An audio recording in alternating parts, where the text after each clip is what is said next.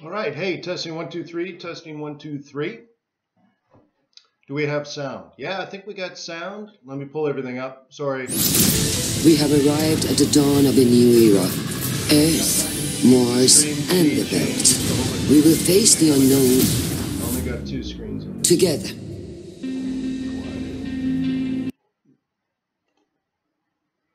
All right. So, anyways, I think I'm here. 15 different things going on. All right. You there?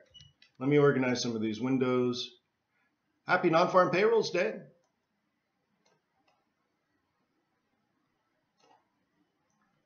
Hang on, I got to organize this so I have a chat. This is not right. Top. Hang on. I guess I have to have that full screen. Not very convenient. All right, hang on. Now I got to get some other windows up. Almost there. Stick with me. Good morning, by the way. Let's see. That's got to be up there. I think we're good now. Oh, don't click that button. Son of a. Almost. Hang on. Hang on. All right. I think this will work. I'll move that over there. Good. All right. Good morning, everybody. How are you?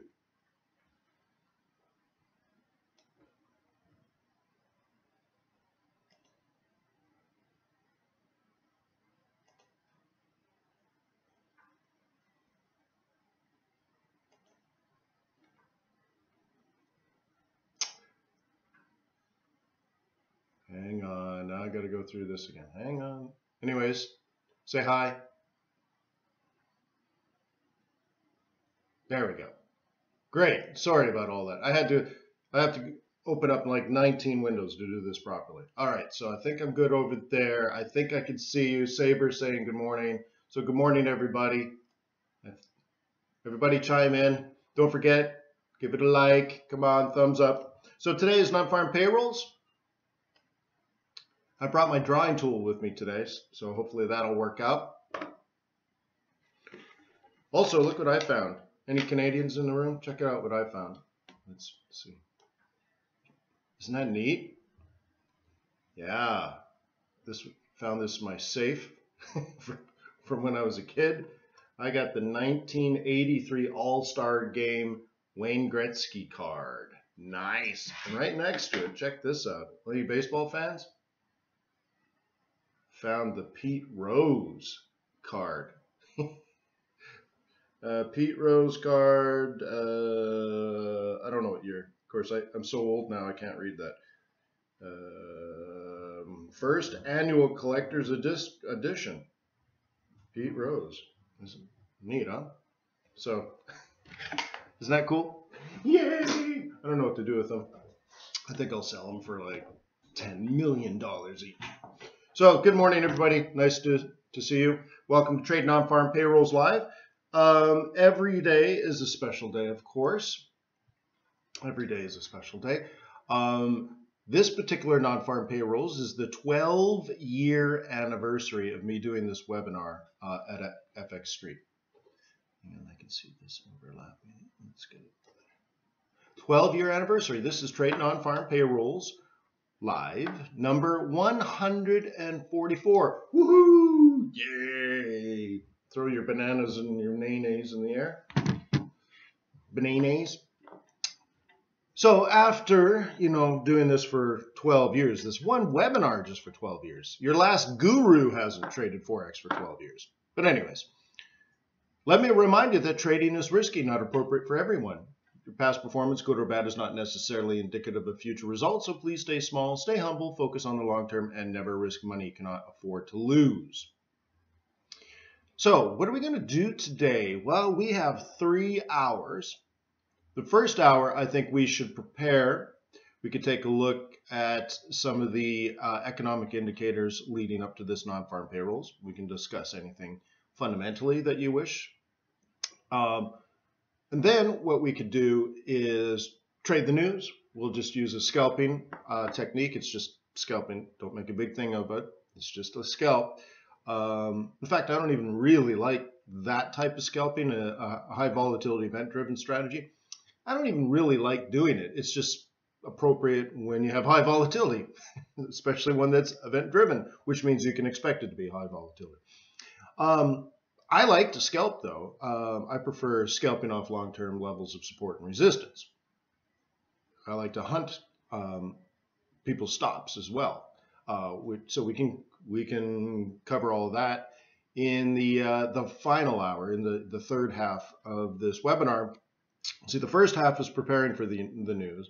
Then the second half is to prepare you or to trade the news and discuss what happened and all that kind of stuff.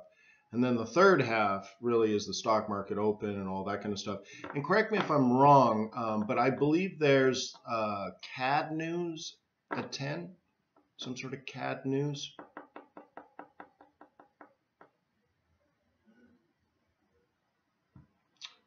Martin says FX Street has me starting in an hour. Ew. What time is it? Am I wrong? It looks like 7:30 a.m. I guess the intern, tisk, tisk, tisk. They left it to the intern. Somebody slap the intern. Intern, come here. Slap yourself, intern. So I hope you're okay with the agenda. To me, I feel like it's just business, right? We're here. This is business. This is just how you get it done. So anyways, my name is Wayne McDonell. I am the Chief FX Market Strategist for TradersWay.com. We're a boutique trading firm. We'd like to earn your business.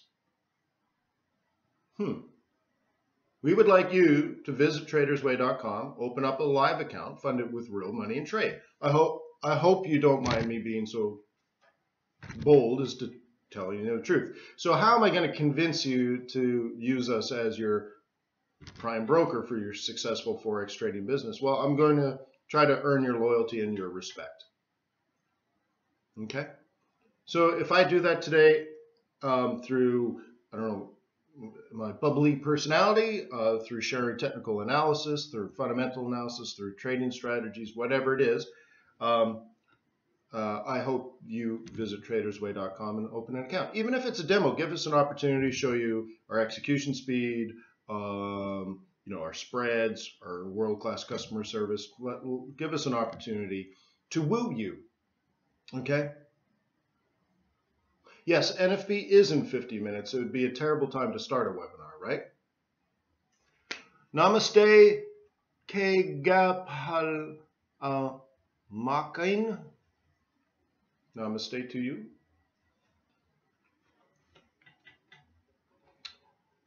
Okay, so this what you're looking at here is my motto, my credo. I developed this many years ago. I'm thinking 15 years ago. I did a business planning retreat with myself, and I did what I did. I treated Forex as a business. In fact, let me go further back.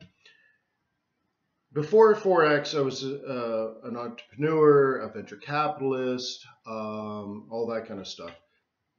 And I come from a world of planning businesses. Okay, so you plan a business, then you start moving towards, I used a particular type of planning called smart planning, which is a goal or objective-based planning style or management style. So I normally would sit down and say, okay, what's the mission of the organization? What's our operational direction statement, which then tells people how we achieve the mission. And then you start breaking this down. After your SWOT analysis, you start doing key result areas. Okay. And then you start doing action items and stuff and attaching them to these goals so that every goal is then specific, measurable, attainable, realistic, and timely. Okay. And then you start hiring people to manage each KRA or KRI, depending on what school of thought you're from. All this kind of stuff, right? So later on, I was a successful entrepreneur. I was in the hot startup, what was it? The Hot 100 startup issue of Inc. magazine, right? And so I was in magazines all around the world in the 90s. So anyways, fast forward, I become a full-time Forex trader. I just got promoted vice president of our venture capital firm. We have 300 employees. Everything's great. And then I quit and I become a full-time Forex trader, right? My wife thought I was nuts. So anyways, here I am in my home office and everything's going fine. And all of a sudden I run into a tough trading period where I'm just not doing well. And this was really weird, right? And back then I was working from 10 o'clock at night to 10 o'clock in the morning. Anyways, I'm going through this rough patch and I'm like, what's going on here? Right? What's going on? What's happening to me? Why is my trading falling apart? And I just quit my awesome job, right? And I realized, you know what? I'm not trading this as a business. Like, I'm sitting down every day, but my goal is to do the best I can, make as many pips as possible. Like, what kind of business sits down like, let's sell a whole bunch of products today? How many products? As many as we can. You know, is 15 good or should we do 40? Who knows, right? So I'm like, you know what? I don't even have a business plan. So I went on a business planning retreat and I started doing things like mission statements, operational direction statements, KRAs, and, you know, and then all these things need measurement. So, you know, I started doing, I did 3 years of pro forma cash flow statements day by day and all this kind of stuff. And so much information came out of this weekend with myself. And one of them was the credo, because I kind of had to answer basic questions like, what kind of business is my Forex trading business? Are we a fun business? Are we aggressive business? Are we conservative business? Like, right? I mean, we you know, are you a bookstore or are you going to take over the entire retail market, right? What kind of company are you? So I really got to the essence of it, and this is where this credo came from, at the very beginning of the process. And I realized very early on, my number one goal wasn't to actually make money. My number one goal was to not lose money, right? So I put some thought into this. A cigar and a whiskey is what I mean by thought. I put a thought process into this, you know, poof, poof, poof, poof, poof. And I said, you know what? When someone is in war, in active combat where there's people on the other side of the road and they want to kill you, your number one goal isn't necessarily to kill them, to win the battle or win the war and go home and see your wife and kids and all that kind of stuff. Your number one goal is not to get shot and killed, right? And I thought, well, that's very interesting because that should be, as a trader, my number one goal. I should not lose money. That's it. If I'm in a situation where it's like 50-50 odds, I might make money, I might lose money, I don't want to play that game, okay? Because I realized capital preservation was the number one goal. Because without money, you don't exist as a currency trader. Money is your product, money is your service, you need money, right?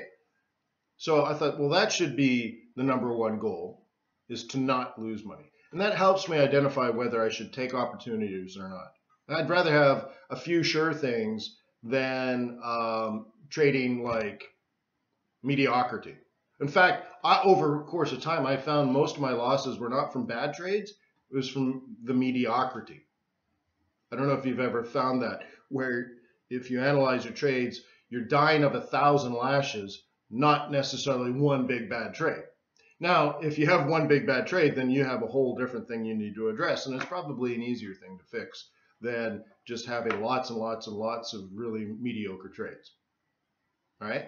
So the other thing I noticed is if I had a 50% drawdown, which means I'm a really bad trader, I need 100% to get back to zero, to break even, right? To where I was. Well, if I'm so bad that I lost half the account, how the heck am I going to be so amazing now that I'm going to get 100% return, right? I mean, think of it. You lost half the account. Now you're going to double it? And then how are you going to do that with half as much capital? Well, twice or maybe 4 times the amount of risk. And we all know that's a slippery slope into death as a currency trader. So that's where that started with. So today, you know, we'll take a scalp. I don't want you to trade big money. I don't want you to try to make a lot of money. In fact, I want you to try to not lose. And if you do take a shot, and then, you know, a scalp is a scalp, right? Don't lose a lot. Now that's going to say, well, you're not going to make a lot either. Well, see, reward is a function of risk, and we don't want risk according to the credo. The second thing is, when you do trade, try to lock in, you know, as you move your stop to break even, and then you move it to even further lock in profit. On every trade, try to lock in a little bit of profit, okay? The reason for that is all these little wins, if you happen to get knocked out, like I'm not saying try to get little profits. I'm saying lock in a little bit, right? And all these little bits, if the trade collapses and you only make a small profit, all these little profits will start to add up like compound interest, but it'll also pay for your losses. And I want your losses to be pretty reasonable. I don't want you to get whipsawed out because, you know, your stop is 12 pips away, right? I'd rather you have a 50 pip stop and almost never get stopped out versus lots of little ones, right? Get rid of that mediocrity. So I'd rather you have a whole bunch of little, you know, 12, 15, 20 pip wins, and every once in a while 50 pip loss. Now, why would I say all these little wins? Again, I'm not asking you to try to only get 12 or 15 or 20 pip wins. What I mean is when you're in profit, lock in a little bit. And all these little trades that never quite work out will pay for that every so often loss. Now, when your trades do work out, now this is where we're moving on to capital appreciation. I want you to let your winners run. So what ideally, like at the end of the month, you'll have all these little mediocre trades, and you'll have some decent sized losses, like 50 pips, and all your little mediocre trades will pay for all your, you know, small losses, and you'll have a few big winners. Not 20 pips, you know, 80, 100, 125, 150, 200, right? And what you'll find is at the end, you're like, well, all my little trades paid for my losses, and I just got these 5 200 pip wins. You're like, oh, well, that's how I made my 1,000 pips. I'd like you to kind of get that way, where you're in the business of letting your winners run and managing your risk and keeping your risk really, really low, okay? And stop the mediocre trades, right? You don't want a whole bunch of minus 12 pips because, you know, you're going to have, what'll happen is you'll have a lot of little losses and you'll never have a chance to get into a winning trade. Okay, so that's my advice to you, and that was my advice to myself 15 something years ago. I couldn't even tell you what year. Okay, like here's my book. This is interesting, right? So I wrote it in this book, but the book I wrote 10 years ago. And it was already old back then. I had to think, you know, what did I do on my business planning retreat, right? How did I come up with a 3-year pro forma cash flow statements? Because from that, I identified my map was 15 pips, and, you know, and I really analyzed my trading. It was a very, very neat process. But even then when I wrote that, which means I wrote it 12 years ago, if it was published 10 years ago, then I must have done this business planning retreat more than 15 years ago. Amazing, right? Right? So anyways, let's go through my chart setup just in case we have new people here. Okay. Speed, momentum, trend, volatility. Okay, think about that. I'll go over this, but I use the 21-55 EMAs.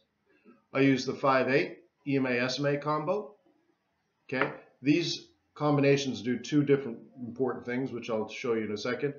Trend probably won't matter much today because it's just high volatility. And then we used Bollinger Bands. I used to use them a lot more than I do now, but we can go over them. And then I use the oscillators. I customized the settings, by the way. The MACD I slow down, and the stochastics I speed up, so that they tell me very specific types of information. I guess I should do it this way. Oh, that ain't gonna work though. Nah, I don't like this. Okay. So let's go through this. Just make sure you're all set up.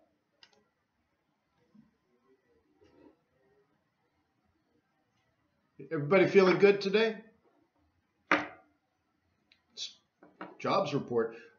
My professor at Harvard, I'm in an intermediate macroeconomics class. By intermediate, I mean wicked hard. Excuse me. He works at the Fed. Excuse me. Now, my professor is a senior economist at the Federal Reserve Bank of Boston, and he gets super excited about non-farm payrolls. Jobs Friday, Jobs Friday. And he's not kidding. And the guy's super nerdy, which I like, which means he's wicked smart. Oh, Martin asks, hey, when do you lock in my map? You know, that's really a judgment call, but it's a really good question, Martin. Sometimes I do it quickly if I don't feel comfortable with the setup, because not every setup is considered equal. Like, for example, if I know it's a swing trade, I want to stay in the trade as long as possible. So I might leave my stop at minus 50 pips for quite some time and not move my stop, because I'm not interested in getting knocked out. I've already accepted the risk of losing 50 pips. But the thing is, I don't think I'm going to lose 50 pips. I'm not really worried. I entered a swing trade and it's worth 200. So I can afford the 50 pip loss because of the reward that's built in. Now, if I'm scalping, I'll move more quickly. Now, if I'm truly scalping, what I often do is I do like a 10-10 OCO or a 25-25 OCO. We can talk about the technique to do that later. After the news, we can talk about that. Sometimes I'll do a 50-150 OCO. And in that case, I have plenty of opportunity to move my stop, okay? And just let the winner run kind of thing. So I guess what we're really talking about, Martin, is if I'm spot trading. And that's where, like, maybe I buy at the New York Open and I take profit at the New York close. That kind of situation. And if I'm up like, let's say 30 pips, I might lock in 10, and then it'll be funny. I'll be up 35 and I'll lock in 20, that kind of stuff. But what I don't want to see happen is you're up 35 pips and then it just kind of fades away on you and comes all the way back down, does a 786, and now you're staring at 8 pips profit, and you gave up so much, right? So if it's a shorter term trade over an hour or two, do it more aggressively, okay? Cool. Okay.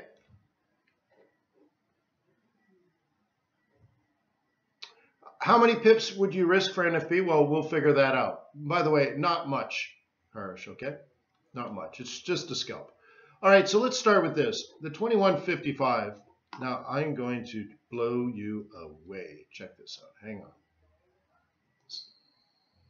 Hang with me, Goose. Okay, you ready for this? Hang on. I'll change the color. Let's do, I guess I have to do a different color. Hang on. Check this out. Ooh. I got a drawing tool. Can you see that? I think you can see that. I hope you can see that. Let's see, there's a little bit of delay. Just want to double check. So anyways, the 55 EMA, which is the blue line, and the 55, oh, sorry, I got this background. Blah. The red line's a 21 EMA. The blue line is a 55 EMA. And I use this crossover to represent whether the market overall is bullish or bearish. Because then I set that like strategy. And I say, oh, the market is bearish, so I want to sell. Okay? Now, your next question that you're thinking about right now is, you're like, Wayne, what time frame is this? Is it a 15-minute? Is it a 1 hour? Is it a 4 hour? Is it a daily? Yes. That's called fractal geometry. So you need to, it depends on what time frame or what strategy you're trading on. Is it a swing trade? Is it a scalp? Is it a spot? All these things will change it. So the answer is yes. So the market could be bullish on the daily, but bearish on the 15-minute, because you're analyzing different markets in that case, right? Long-term versus short-term. So that's where fractal geometry, where you have to do multi-time frame analysis and overlap them and say, well, I'm long-term long, but short-term short. We don't need to get into that today unless you want to ask me later. But in this case, I simply look at the market. What does the market say? Well, my definition when I was doing this for myself 100 years ago, people would ask me, they would say, hey, Wayne, so what was the market like today? How's the market going? How's the market treating you? And I'm like, I think they mean today. So down? The markets were down. But it was a weird question for me because I thought about it like, how do I answer that question? Because even though it was down most of today, there were plenty of buying opportunities. There were plenty of green candles. But overall it was down. So, so I realized, you know what? I have to separate the two. So that's where this came from. I look at the 21, it's below the 55, and I say, the market is bearish, I want to be a bear. Okay?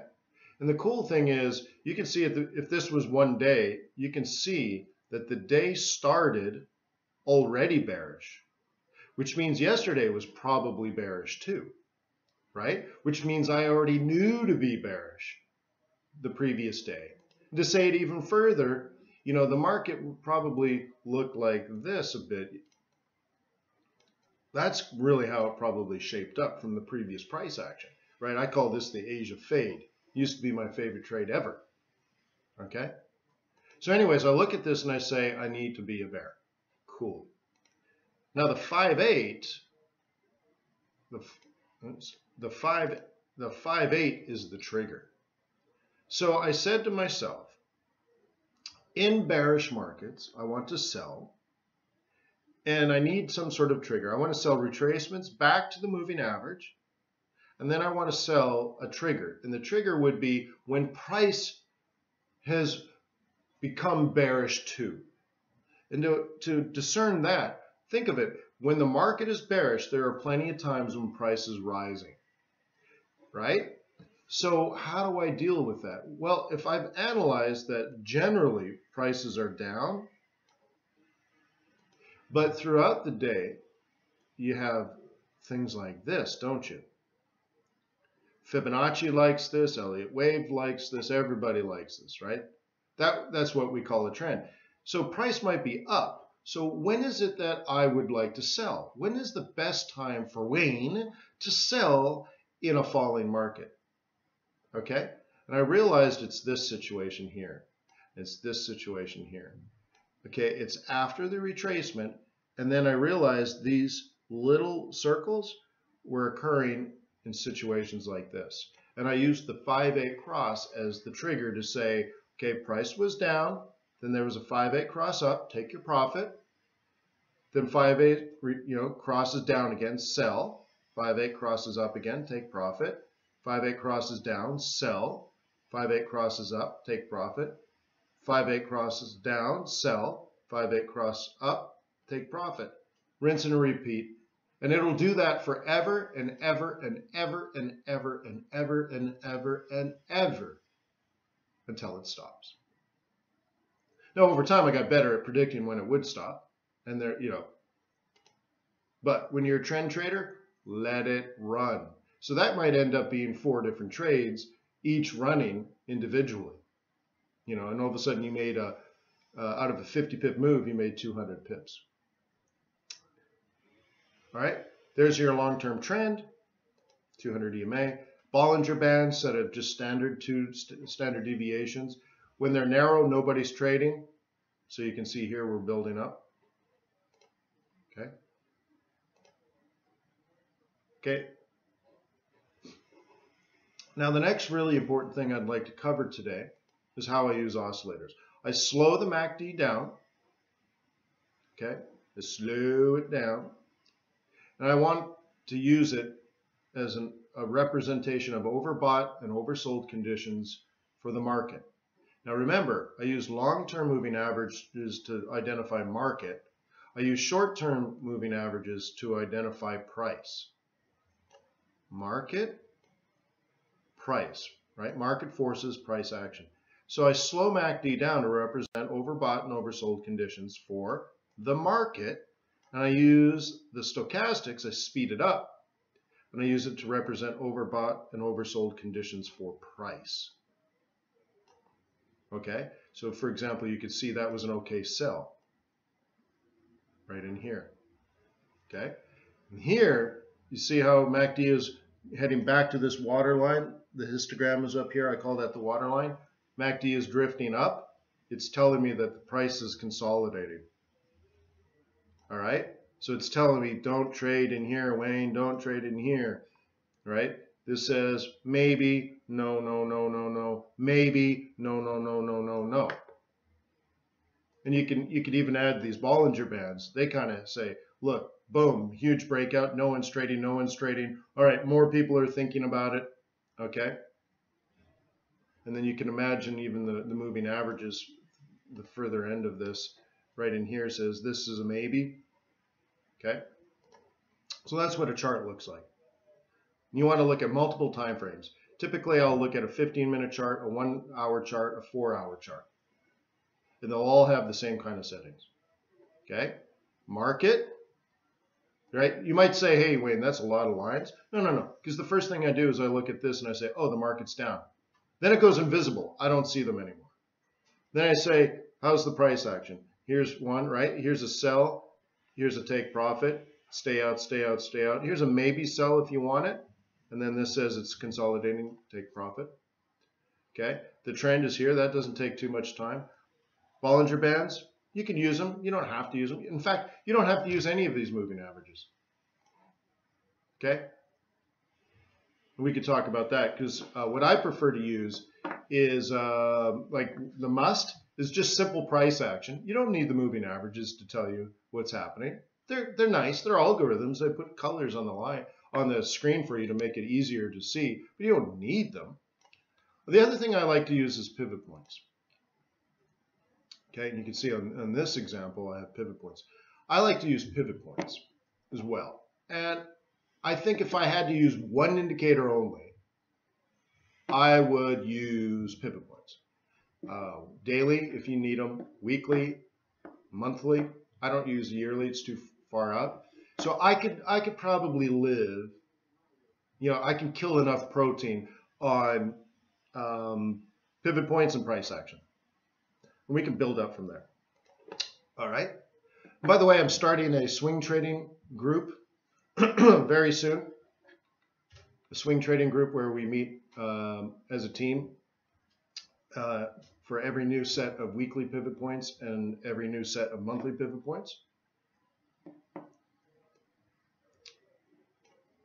So if you're interested in that, what your prerequisite is to take the swing trading course at fxbootcamp.com.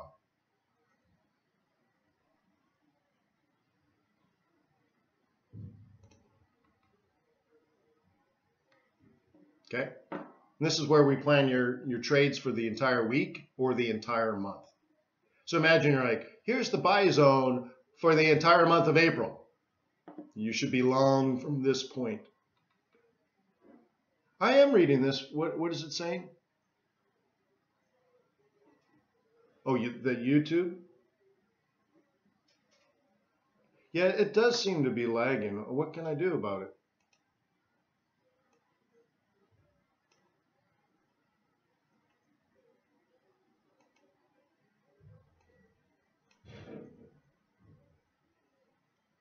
I don't know why it's lagging.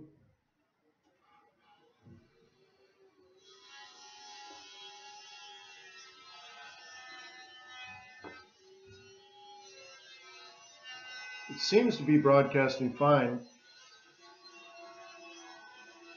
from my server.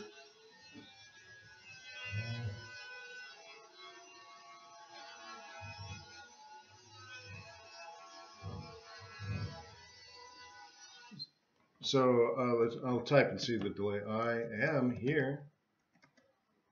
You have a lag. You have a lag.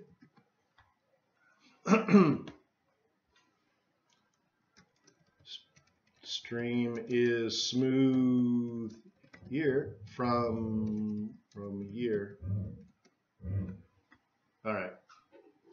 So maybe it's just my full screen thing on top of full screen. Okay. So we'll keep it to a minimum. All right. So let's take a look. What is the Z time? 8:08. So we got 22 minutes. Okay. Not quite 22. So, yeah.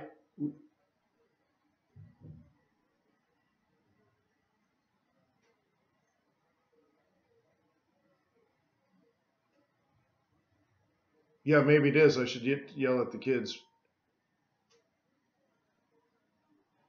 Oh, is it the webcam? Maybe the webcam is laggy. All right, well, I'll try not to broadcast so much information. So please confirm you got what I talked about as far as how to use the moving averages and the oscillators and all that kind of stuff.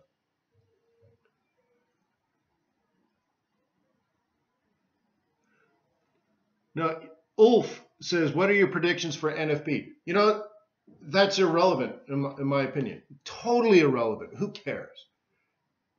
Okay?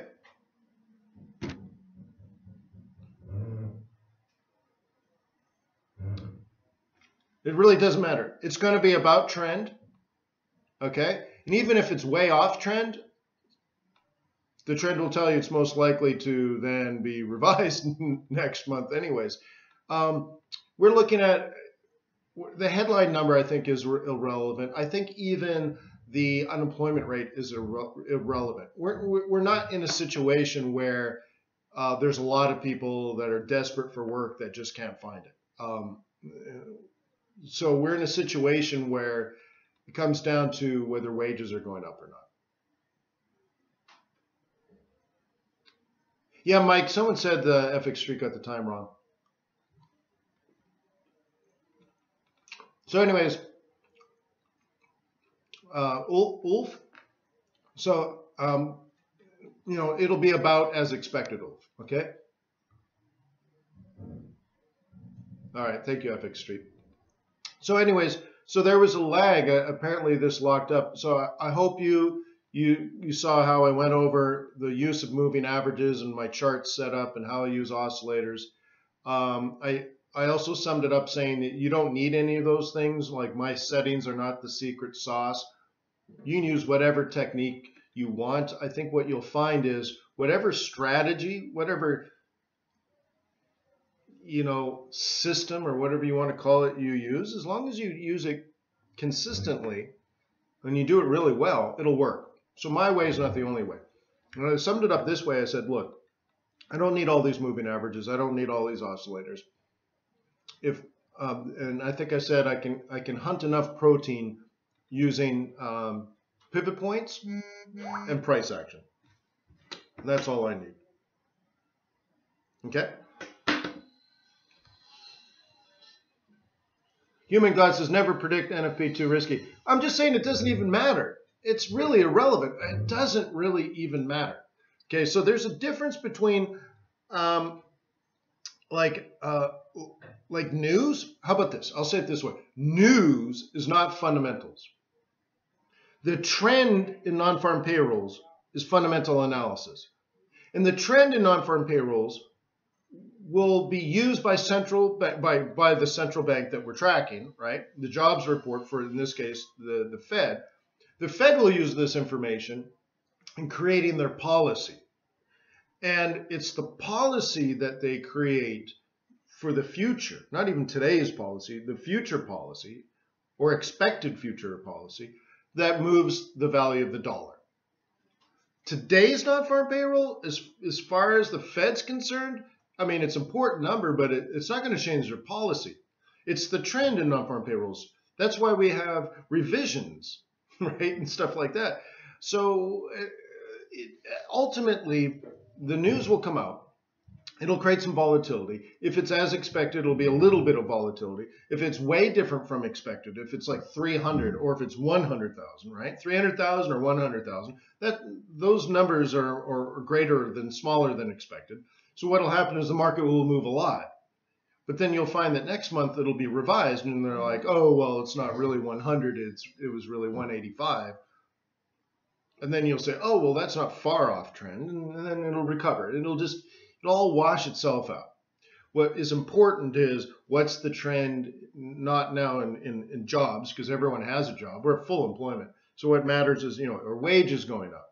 And wages going up will impact things like disposable income, right? Y, which is your income, minus T, which is taxes, right? Both those things, right? Consumption is a function of Y minus T, right? Right? Everyone remember their calculus? Right? So with increasing levels of Y and now even falling taxes, your consumption is going to go up. And we know consumption is a big part of GDP. And therefore, you can start saying, well, the consumer is going to consume more, so retail sales is going to go up, factory orders are going to go up, and all this kind of stuff. And eventually, inflation is going to go up, which means the Fed needs to raise interest rates, and blah, blah, blah, blah, blah. And it leads us into a cycle. It's the cycle that matters, where we are for, let's say, if you want to measure this in GDP terms. There's, let me how am I going to draw this? How am I going to draw this? Let's try this. Maybe this is the part that slowed things down, but let's say I need a blank. Hang on. Let me turn this up. I need a blank. Let's go blank on this one. Where is it? Oh, blank. Duh. Right where. All right. So just quickly, let's say we have, come on, who uses yellow? Get with the game, man. It says black, but it drew it yellow. It says black. Let's go red then. Okay. Oops. Okay. Oh! Yeah, something's lagging me. Let's try it again one more time. Okay, we'll call this price. We'll call this output. Okay, Y is GDP. So, sorry. Let me make it more simple. GDP equals Y. All right. So, on the long run, this economy should produce GDP like this. Okay? That's on the long run. What that means is if it gets too low, prices will fall. Then when falling prices, we'll get more people to consume, and then it rises it back up and all that kind of stuff. And so now what we're talking about in that scenario is business cycles. We're below our long-term productivity.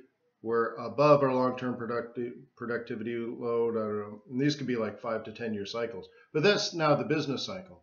And what really matters is where we are in the cycle. All right? Not one little NFP.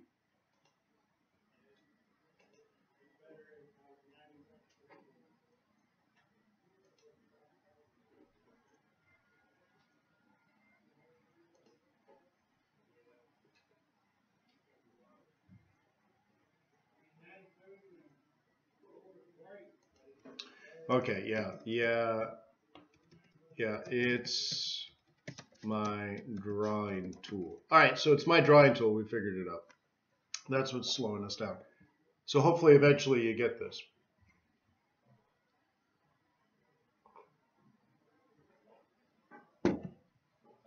So let me go back.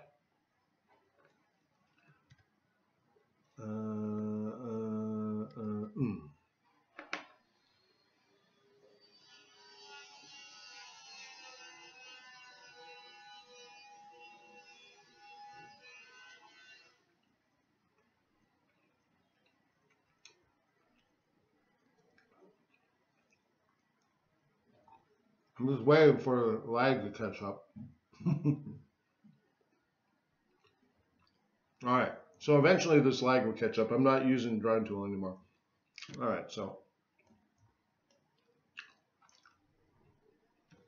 All right, so anyways, here's what's going to go down. This one-off non-farm payrolls event is going to release a number. The market's going to move. It's going to go up or down. It'll go more up or more down if the number is not close to expectations. And if it's close to expectations, it'll move up or down less. Okay, great. So when it moves up or down, we're going to use 1 minute candles. I'll probably just use euro dollar. And we'll use weekly and monthly pivot points to identify longer-term support and resistance. So you should also pay attention to psych levels. Again, that would be market support and resistance. So the number's going to come out. The market's going to move. Which way is it going to move? Don't even really care. I'm going to leave that up to the market. Again, I'm not making long-term fundamental decisions on the non-farm payroll number, right? So we're just going to scalp it, a high volatility event-driven strategy. So the number's going to come out. In this case, in this example, the market responds, 1 minute, 2 minute, 3 minute, 4 minutes of green candles. Good, we're a bull. The thing is, we don't want to buy high. We need to wait for a retracement. Now, by the way, if you don't like the 1 minute candle strategy, use the 5 minute candle strategy. It'll probably produce something very, very similar. It'll just take a half an hour. Okay? Now, the risk here is we get into a move and then the counter trend move happens more quickly than anticipated. So I'll show you how to mitigate that risk. So when you notice, when you see the green candles, you say, okay, I'm only allowed to buy. Remember, this is just a scalp. I'm only allowed to buy, and I need to wait for a red candle. That's my line in the sand. It's gone up, it's hit some mediocre resistance and come down. That's going to be important later. Okay?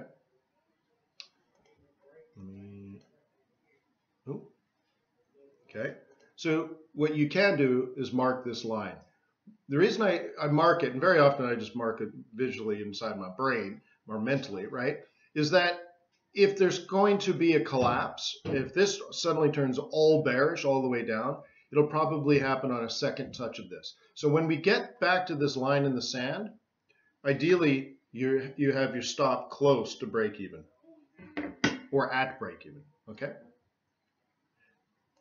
So in this case, where you want to buy is somewhere between the 382 and 618 Fibonacci retracement. You also want to look left. This old resistance may become support. So we know that our trigger should occur somewhere in here. Now your trigger could just simply be a touch because it's a scalp. Your trigger could be a 5-8 cross up on a 1 minute chart. It could be a couple of green candles and then you're in. But you want to be fairly quick. Okay? This is a scalp. There's no time for a group hug or a committee meeting. Okay? Now in this example, it went even further than expected. It went below this area. It went below the 618, but the 786 held for a couple of minutes. Okay? So you could buy in this. Now, even whether you bought it at the 50%, 618, or 786, your stop should still be below this low here. So you're risking, someone asked how many pips should you risk? In this case, you're only risking like 15 pips, but maybe it's 20 or 25. So to answer more directly, you are not allowed to risk more than 25 pips on this scalp. Okay? If you lose more than 25 pips on this scalp, it's not my fault. It's your fault, and you deserve it because you're not following the rules of engagement. You're doing something else wacky, weird, and I'm okay with that because every professional investor makes money on amateurs because they're liquidity events. When I'm trying to take profit, some other idiot is buying it for me. I'm like, what kind of, think about it. If I drive this up to the weekly R2 and I'm taking profit, some idiot's buying it for me at weekly R2. What moron buys at the weekly R2? But I need them to. So if you can't follow the rules of engagement, if you're out there floating on your own iceberg, good luck to you, mate. Not my problem. Okay, so this is a scalp. If you lose 50 or 100 pips on this, good. Maybe you won't do it next time. Okay. Anyways, as we approach that line in the sand that we spoke about earlier, that's when you want to move your stop closer to break even, and you want to be hero or zero at this point. Because what often can happen is you reapproach this old resistance that obviously worked, 20 minutes earlier, will suddenly act again, and the whole thing could collapse and go down, down, down, down, down, down, down. We see it all the time, up to resistance, and then the whole thing collapses, right? Like a ton of bricks. Well, in this case, it's just a scalp, so you're up about 8 pips profit. Who cares? 10 pips profit. Who cares? Jam your stop at break even, and just hope it breaks. If it breaks, you get paid, and if you don't, at least you had the opportunity. This is the moment of truth, and in this example, you did break. You got through the 149 level. Okay, so that's all it is. It's buy a retracement off of resistance and hope it breaks. It's a continuation strategy. It's nothing, complicated or incredibly detailed or whatnot. It's just a simple little trade. Okay. I don't know if you heard it when I was discussing that I need pivot points to trade and I need price action to trade. All these other things you see here, moving averages, oscillators, Bollinger Bands, you can get rid of them all. If it's too many colors for you, you're like, Wayne, I look at this, I don't know what to do. Well, scale back. You don't need them. Okay? But I look at this and I can see the price action trades, and I really like the pivot points. Okay? So for anyone that's interested in swing trading using pivot points, if anyone's interested in getting in trades that last all week or all month, trades that get you somewhere between, let's say, 100 and 300 pips, starting a swing trading group where we meet to go over new pivots every week and new pivots every month. If you're interested, you have the prerequisite is completing the swing trading course at FX Bootcamp. And that'll launch sometime soon. I'd also like you to have an account at tradersway.com. So just put that in your mind. If you want to know more about pivot points, we can cover that later. Right now, I want to get ready for the scalp. So I propose that we use Euro USD. And maybe we should move this over and only look at Euro dollar. Let's do that. By the way, thank you FX Street for hosting us for 12 years now. Thank you FX Street.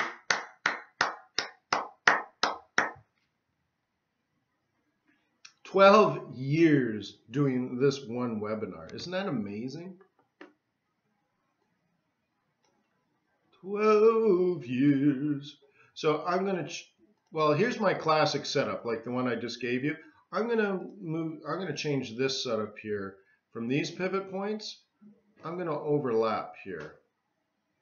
Although that does look pretty gosh darn good. You know, maybe I'll just leave these. Weekly. You know, they're pretty good. And then these must be monthly.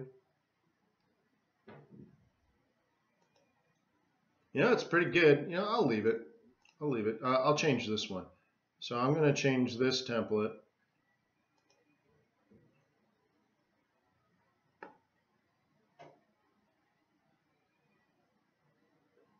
Okay. So I want to use the 1 minute chart primarily. Okay, on this scalp. Where are the major levels of support? Well, I'm gonna look at this and drag this across. By the way, if you don't know my technique for trading non-farm payrolls, probably 2.5 years ago, I published a long article on how to prepare for and trade non-farm payrolls. And it covers the scalp and the counter trend trade.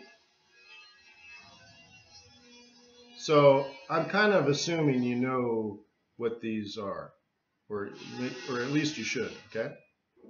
So let's talk, I'm gonna use this as sort of the shorter term support and resistance. We're kind of playing off this monthly pivot. We're kind of playing off of a weekly pivot, but there's not a lot of awesomeness going on here. No awesome sauce today. We're not even kicking off the psych level. So what I'm thinking is if it goes up this 123.20 area or 123.00 is going to act as a hardcore level of resistance. I think this might be where we head up and then collapse, or the other way around. If this heads down today and the dollar is strong, that it'll come down, hit the green zone, and then counter trend trade back. Okay, so let me just mark this. How much time do we have? 2.5 minutes. All right. So I'm thinking we could scalp it up into here, but you should consider taking profit at that point. Or if we're down in this green zone, we should consider taking profit. The only caveat to that is if the news is extreme, like wow, this comes out 400,000 or 300,000 or 75,000, just like ridiculously off expected. You know, that would break this, but that's unexpected. So I don't expect the unexpected. I think it's unexpectable. Okay. So Mizanor says, is USD strong or weak? Well, how would I know that? It hasn't come out yet. But be my guest, take a guess. I don't like having guesses in my trading. So we're going to go back to the technique I just explained. I'm going to use tradethenews.com to get our number quickly.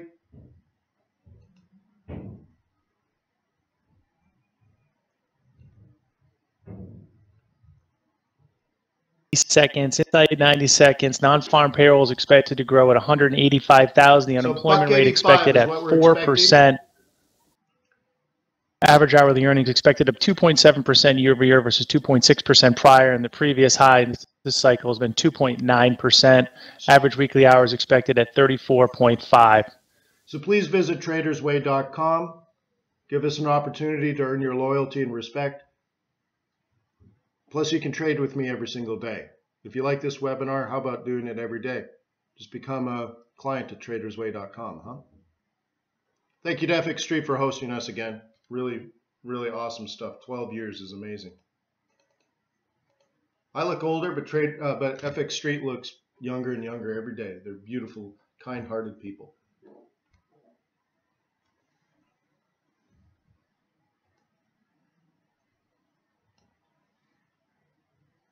Now, it's the wages we're interested in, guys. Remember, not the headline, really. Nobody cares about the headline. Look for wage growth. I would like the dollar. 10 seconds. 10 seconds now. Again, looking for 185,000 in non-farm payrolls, 2.7% wage growth, and 4% unemployment rate. I'd love a weak yen. I'd love a weak Swiss franc. 103,000, well below expectations, 4.1% higher than expected. The unemployment rate, 2.7% wage growth, 0.3% month over month in line. Back month revised higher for non-farm payrolls to 326,000. Private payrolls revised higher. Revision was huge. The participation rate at 65.5 is unchanged. The underemployment rate falling to 8% from 8.2%. So the U6 falling. Canada net farm and payrolls plus 32,000, so a beat there for Canada. Canada unemployment rate at 5.8% in line.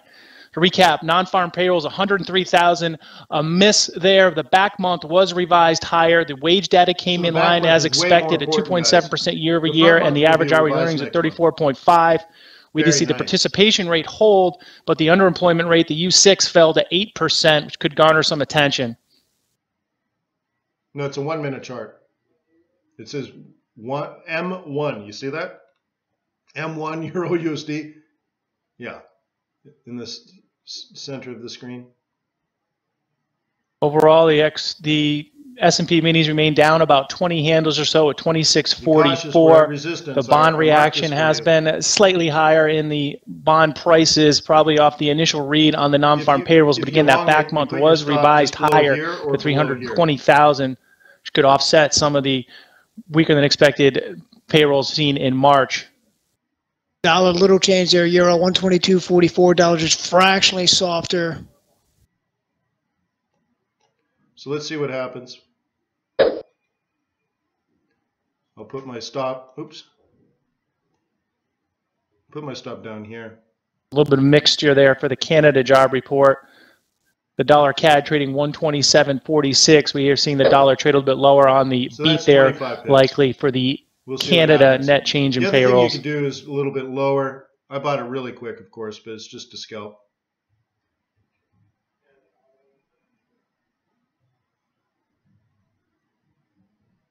So I want to take a look a little further up the food chain. Okay, you can see we never really got outside the resistance. It's already marked there. So I don't like this. Taking a look at the birth-death ratio, that's an increase of 65,000. I should have another one. Really, I can't really. China beginning its press conference, just stating that U.S. has misjudged the situation. China talking about the trade situation. MOFCOM beginning their press conference, and again, stressing that the U.S. action is extremely wrong. Okay. So anyways, it's mediocre because you can see we're in the middle of a range, right? That's the problem, right? Reiterating that China is ready and they won't hesitate to retaliate. So not giving any specific measures yet, just sounding the alarm that they won't hesitate to retaliate. So on top of this, we get news about China trade war on top of us. So this is going to be a little difficult because now we got a mix of news, right? So hopefully it doesn't kill us. So anyways, this is what I'm hoping for on the scalp. Now, remember, hope's not a strategy. That China is fully prepared to respond after the latest announcement from Trump. Well, before 123, don't you think? Asking for an additional 100 billion in tariffs against China. That'll bring the total to 150 billion. And no specifics announced by Trump. Time, deadline either. So we get through again, that, now just general comments from China's Commerce Ministry that they're ready to retaliate. Just known that the current situation is a battle between protectionism and free trade. China making that comment. And we'll do another one up here. How much is this one? I can't quite read that. 50. Okay, so I have one limit at 25 pips, the other one at 50 pips.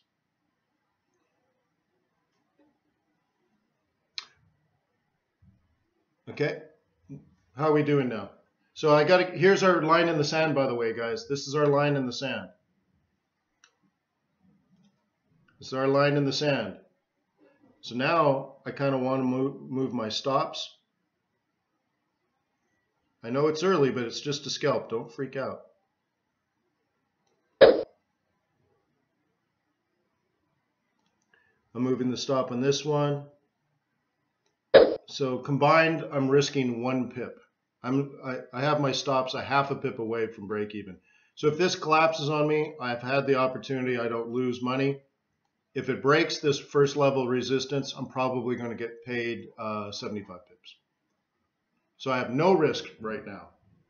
And I'll probably make 75 pips or lose nothing. Cool, right? So now it's not up to me. So let me go back to the 1 minute chart. It's not up to me. It's up to the market. If the market doesn't know how to read the mix between the headline, remember we had a bad headline and a huge revision. Last month is like 300 something thousand jobs, right? 325,000 or the euro now sitting at the highs of the day, 122.50 after the jobs. It's ridiculous, right? Thank you, tradethenews.com, by the way. All right, so it's ridiculous, right? I don't know how the market's going to interpret that. So we'll just have to hope for the best, but I can't lose money. So anyway, so that's the scalp. We can probably get another opportunity using 5 minute candles, but that's going to take, the better part of a half an hour or more, right?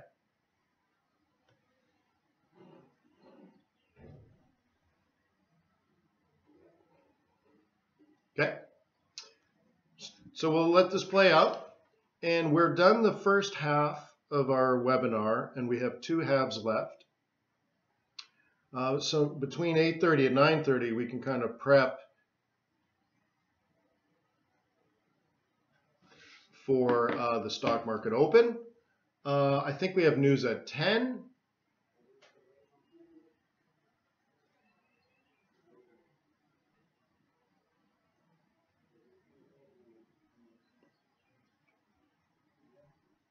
It'd be great if someone could confirm the news at 10. Uh-oh, here's a threat to our trades. Remember, we can't lose money. We've had the opportunity. To me, it's already a win. You have the opportunity to make money, and you have no risk.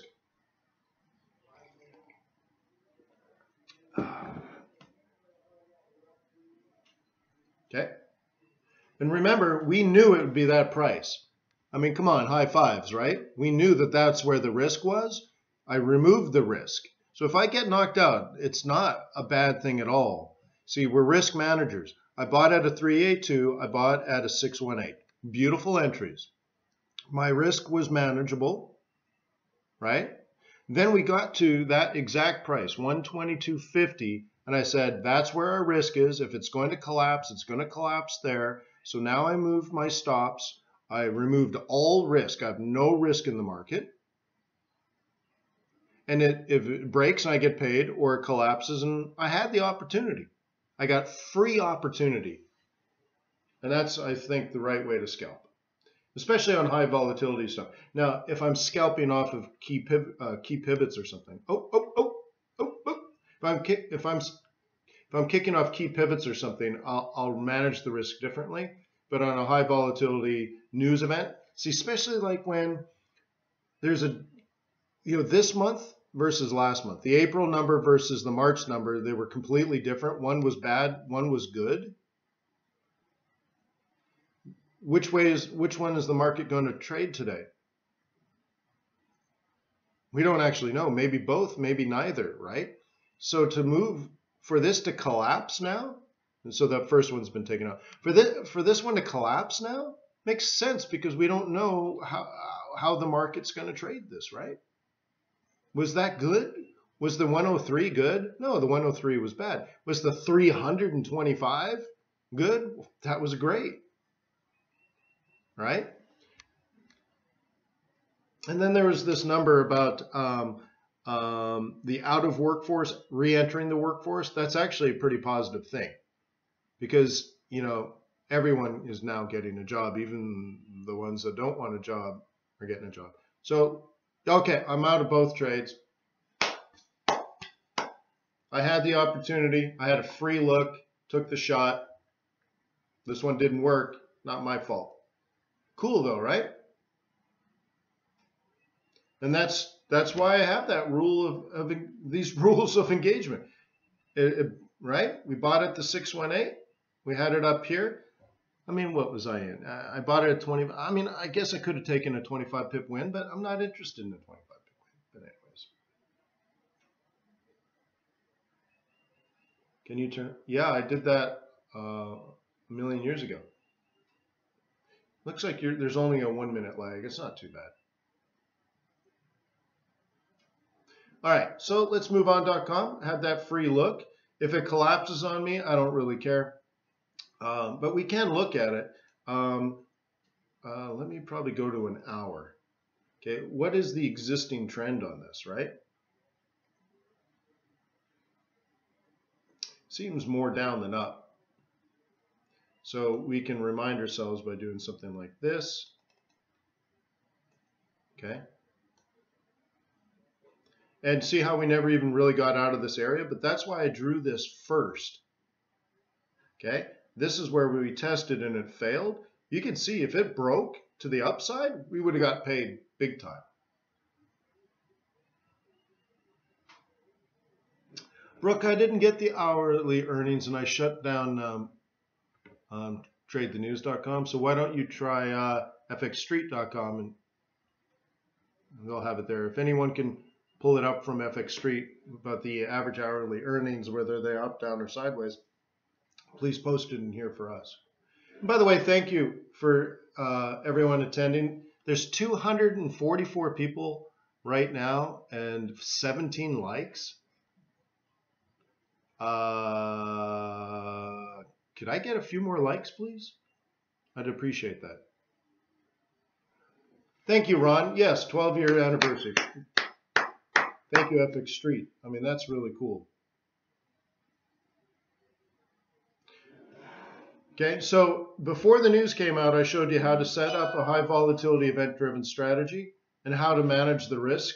I showed where to buy, when to move your stop, and where the trade was likely to collapse, if it does collapse. And all of that we did exactly the way we said we would. I took 2 trades, one at a 382, one at a 618. I put the stops in logical places where I said we should, risking never more than 25 pips. I had the opportunity, if it broke above the resistance level, to make 75 pips.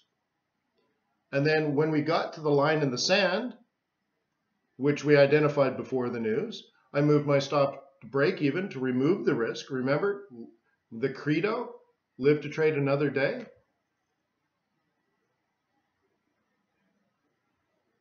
We did all of that. And we had an opportunity to do well, and it collapsed on us because we got a weak headline and a very strong revision. The market's not sure how to trade it. And we didn't lose money. I think, even though we didn't make money, that's still how you're supposed to do it.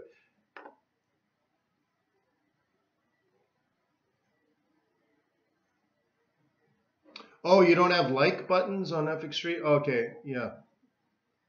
I guess they've posted the video on there, yeah.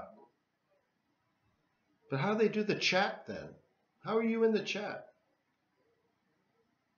Interesting. So I guess it embeds the chat. Yeah, yeah.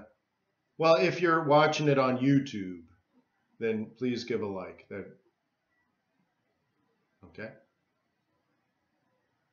Okay, so I propose now that we stop staring at dead candles, like the dead Kennedys, right? And we'll just move on. Okay. We'll move on. We'll check some other things out. Look at this giant hanging candle. I guess, you know, the one other comment that we could put on this is if you had read the report that I published on FX Street 2 years ago, 3 years ago, I listed the scalp trade, but I also explained how to do the counter trend trade. This may be the counter trend trade, and I'll leave that up to you. So I'm not going to spend time on the counter trend trade. Okay. Now, I don't counter trend trade that often. Some people love it. I've found over the years I do better in trend trading. But there are 2 counter trend trades that I do, and they're both pivot related. Okay. So again, if you're interested in becoming a part of my swing trading group where we plan trades from 100 to 300 pips per trade, I'm going to start that soon, but the prerequisite is you've taken the swing trading course at fxbootcamp.com. And what I'll do is for everyone that's completed that training course, because that's like 12 hours. I don't need to rehash that. So if you've completed the 12-hour training course on how to swing trade, what I'll do is I'll take everyone's email address from that, and I'll send them an invitation to join, like, I don't know what you want to call a mastermind group, a swing trading mastermind group or something. But I've been asked and hounded. People are hounding me to do this so that we set up these trades together in real time. So I'm trying to get the free time to do that. Oh, yes. Thank you, FX Street. Yes. Click the follow on FX Street if you're watching there. Great. Cool. So let's move on .com. I want to look at the high yields first. I know. South African Rand getting crushed. Sorry, South Africa. Turkish Lira Yen getting crushed, right? The Turkish Lira, very weak. Peso was strong. Now it's weak. You know what's interesting? That's part of the swing trades. So like when I say every time new monthly pivots come out, we'll do a live swing trading group around that. This is one of the swing trades, and this says down, right? This was predictable. The counter, I don't really know. In this one particular case, I don't really know, but I can tell you, in here we had this coming down. I have to switch this. Let me change the template. Okay. We had this coming down. I guess I got to go back even further. We had this coming down. We had this coming down. But I believe there are plenty of people here that can confirm that we had this set to fall. We had this set to fall, so on and so forth. So this was set to fall, but it's already retracing. And that's just we're caught. And I think it's kind of the time of year as well. So it fell for a couple of days, but like every other scenario, I don't know if it's going to fall for 2 days or 2 weeks. I just know it's going to fall. Human God says, can you explain the definition of mastermind? I don't know. It's just a private swing trading club. Stephen says, enjoying the webinar, but can't find the like on FX Street. Just click the follow. So, maybe I'll do some more webinars at FX Street, and they'll let you know when that happens, so you can sign up for them. Where to go for the bootcamp link? fxbootcamp.com. Click on swing trading course. You got it. It'll work. Okay, so again, that swing trading group, I'm assuming you've already done the whole 12 hours. You know how to swing trade. I don't have to, babysit you that kind of stuff. We get together live, and then we set things up together, bang out our trade plans for the week or trade plans for the month, and then we're out. All right? It's more doing than teaching. That's why I need you to kind of graduate from the training course first. All right, so anyway, so that's the high yields. Nothing major going on in there. So let's do the yen pairs now. Andre, I'll try to do it today, okay, Andre? I've been sidetracked doing another side project. That's now complete. So I'll go and I'll revise that, okay, Andre?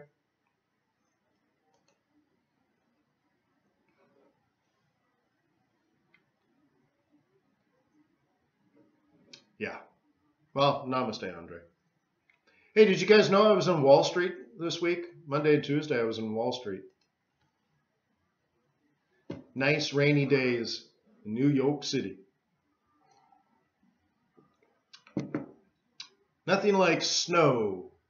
You're like, look, I'm in New York City. Oh, it's snowing. Oh. Amazing. And then I check into the Ritz-Carlton, right? And they're like, oh, by the way, we sold the hotel. I'm like, what? So we had some problems with that. Tough week. All right, so let's start with Euro Yen. Are we trending? No. Cool. So 76 people have now liked. I got one thumbs down. Somebody's like, this guy's a jerk. Okay, well, fine. Okay, FX Pipper says, Wayne, are you currently bearish or bullish on euro dollar? All right, if you asked me before the trade war stuff, I was hardcore bullish on euro dollar.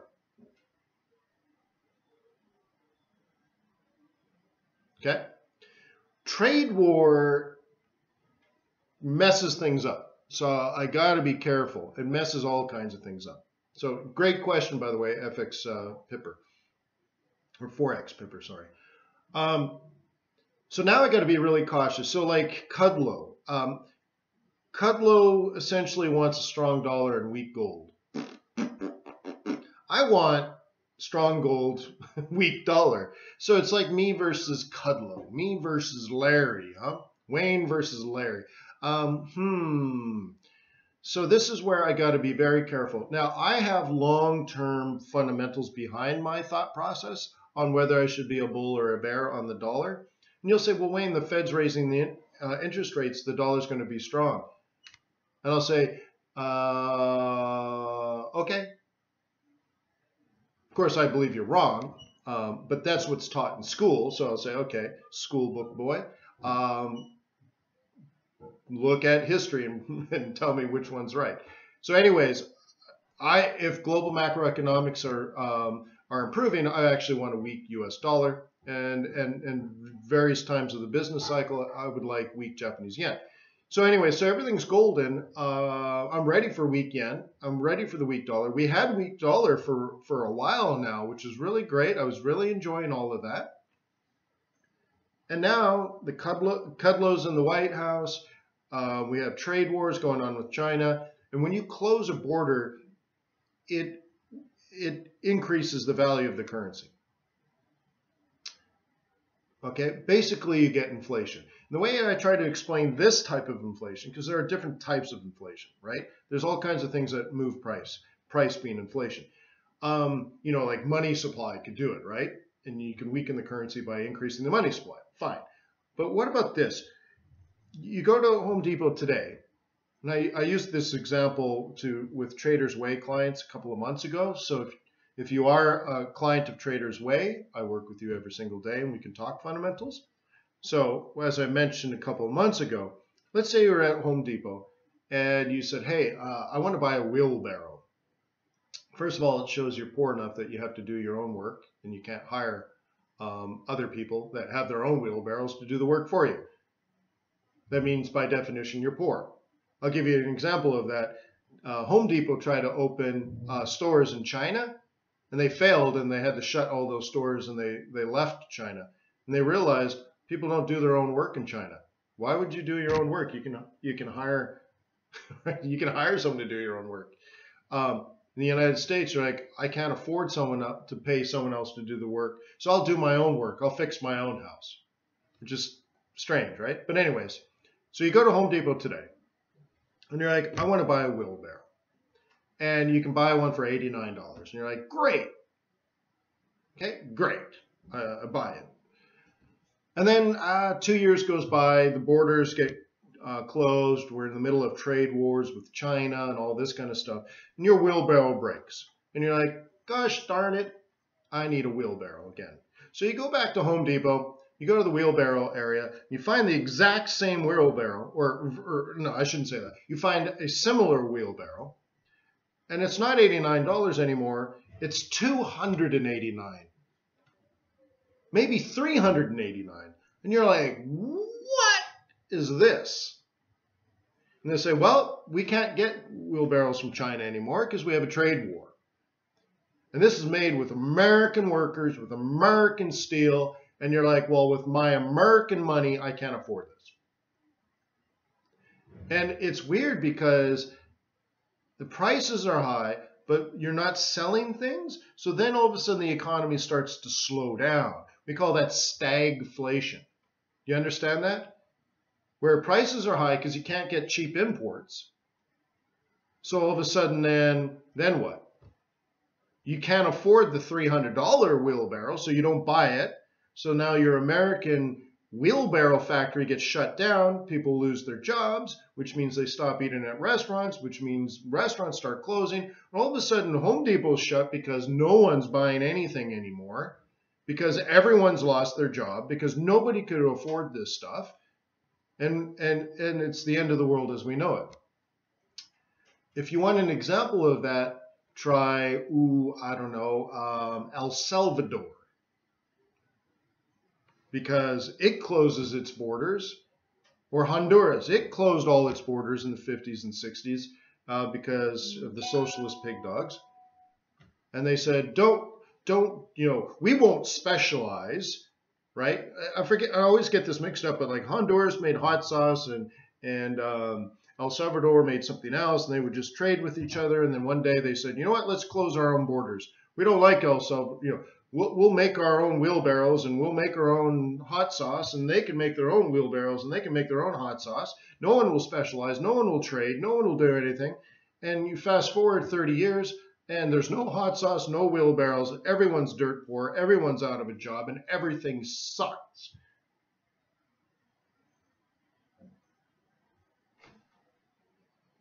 So I'm worried about the trade wars. Now, I think this is all part of game theory. See, I took a class at Harvard on game theory. These are actually good moves. This is like tit for tat and all these different things, which usually ends up to be a lose-lose, but they may not be, right? It may lead to a compromise, and that's probably what's happening here. But if you actually close the borders, if America actually stops trading, you'll lose a lot of jobs, prices will go up, and the economy will stagflate.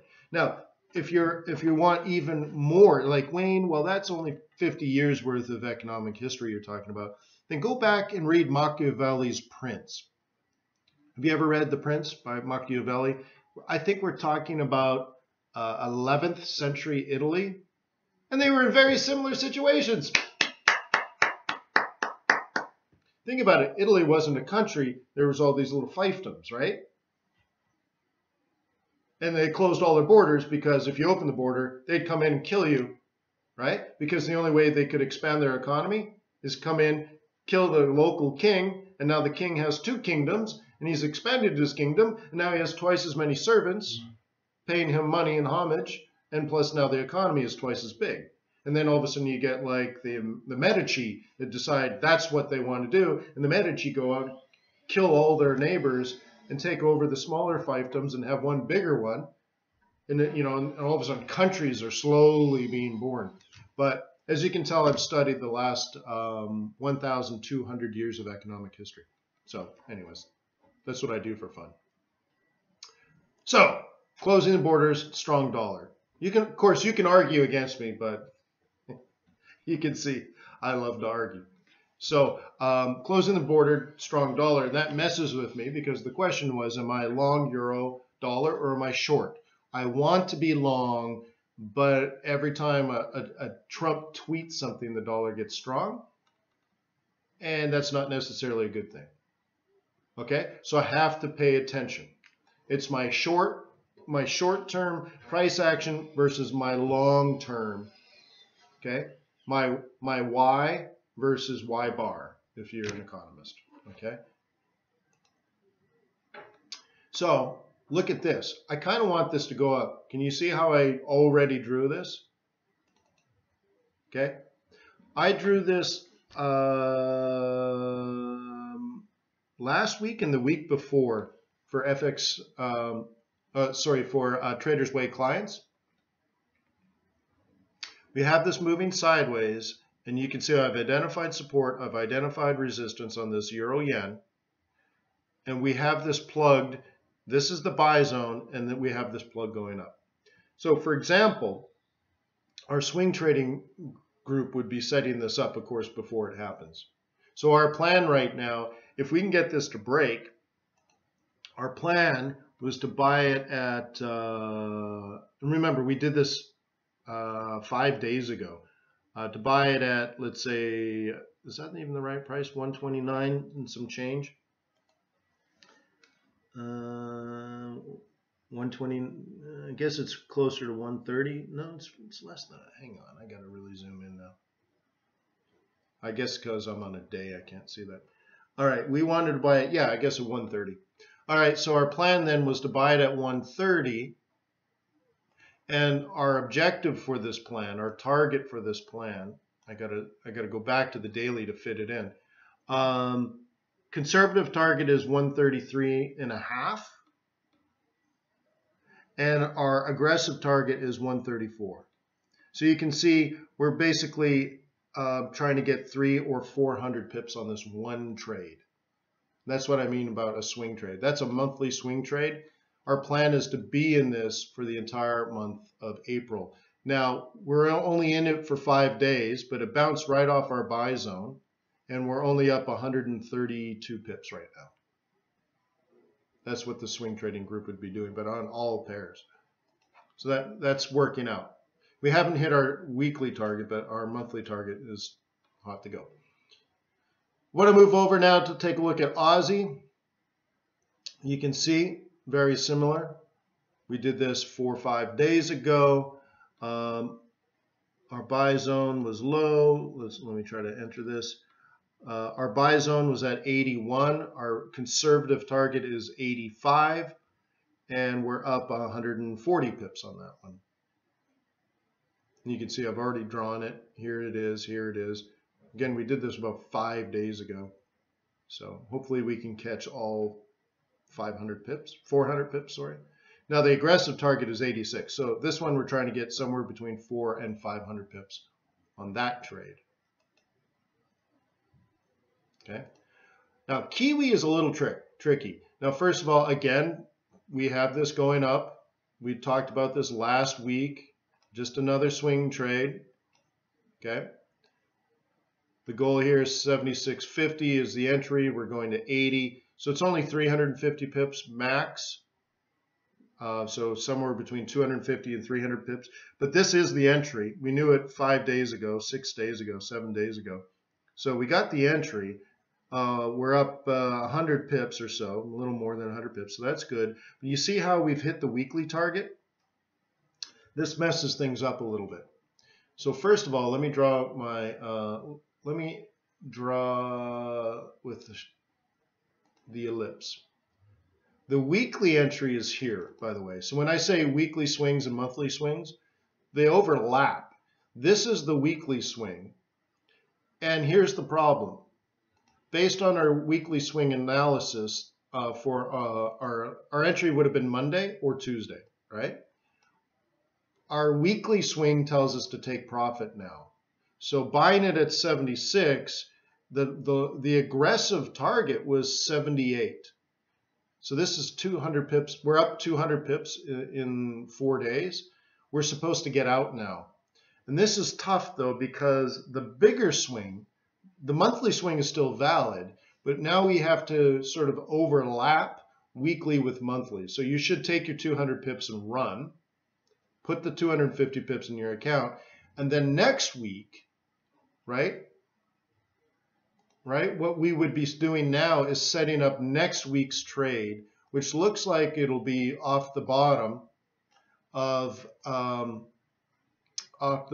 our channel here, and the aggressive target for next week is going to be 79.40, maybe 79.50, but that means our entry is going to be let's say 77. So I'm expecting now, if things kind of happen like they might, we might have a retracement now back to 77, in which we would be buying it back and running it up to 79 or 80. Okay, so this week we picked up 200. We may let it fade and then try to pick up another 200 next week. How does that sound, guys? Everybody with me? That's overlapping weekly swings with monthly swings, and that's where you have to know like multi-time frame fractal geometry stuff, where you're long-term long but short-term short. Okay.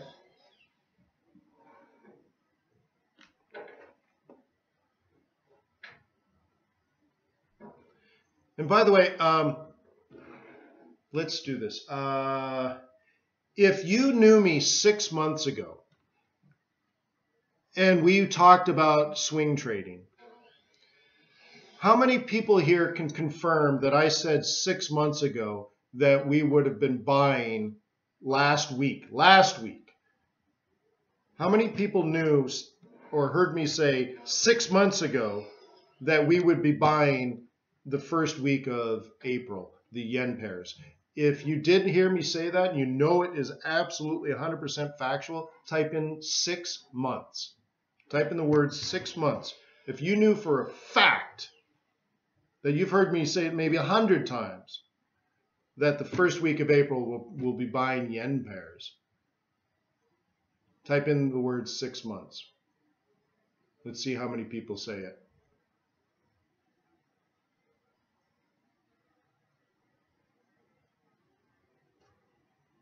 Anybody? People are saying yes, but I want you to say 6 months. Because there's a lot of people here that are new to trading, and they don't realize that we can talk about things days in advance, weeks in advance, or even months in advance. So it's important. Imagine you're just starting out and you don't know. I think it's very, very important for people to say, you know what? Wow, is that really possible? Is there more to it than this video game trading and all that kind of stuff? Well, once you know, then you say, wow, I got to change what I'm doing. Okay? It's really important to somebody new, I think.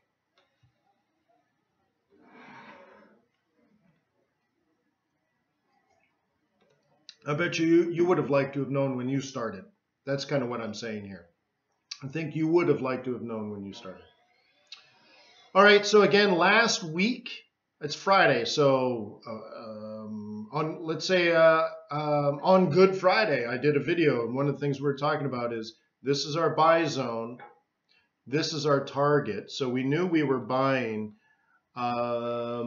down in this, let's call it what, 81, 82, 81.50? Let's call it 81.50-ish area. And our target a week ago for this trade was to buy it up to 84.60, maybe 85. Okay?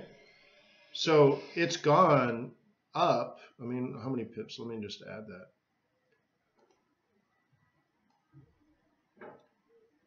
That's 250 pips already, guys. And here's the problem. It's moved too far, too fast. We were too right, too fast. This is supposed to retrace a little bit and then go up next week.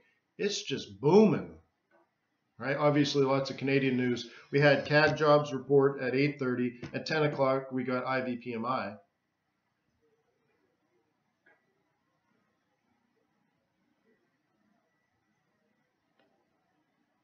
Okay, so that's pretty amazing. So there's another trade that's up 250 pips that we talked about last week, and you can see I haven't touched these. You know, all of this was done a week ago, and now they've moved. So that's just swing trading, guys. All right. So what time is it? Because we got to get ready for the next gig, huh? The next gig is going to be at 9:30. We're going to have the stock market open, and that can lead to volatility. And then at 10, we got the IVPMI, which we could trade that. So let's look at all CAD pairs, for example.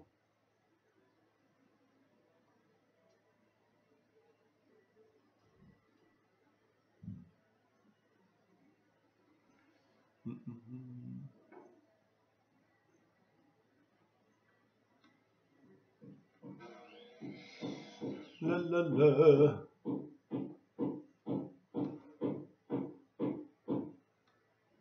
Do, do, do.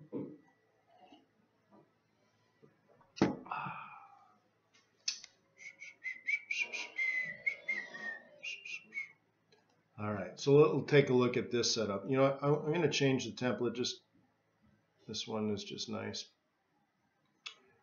Here's the problem. This CAD Swissy, we're done for the month. If you're trading CAD Swissy, you should take your profit and stop trading. You're done for April. Sorry.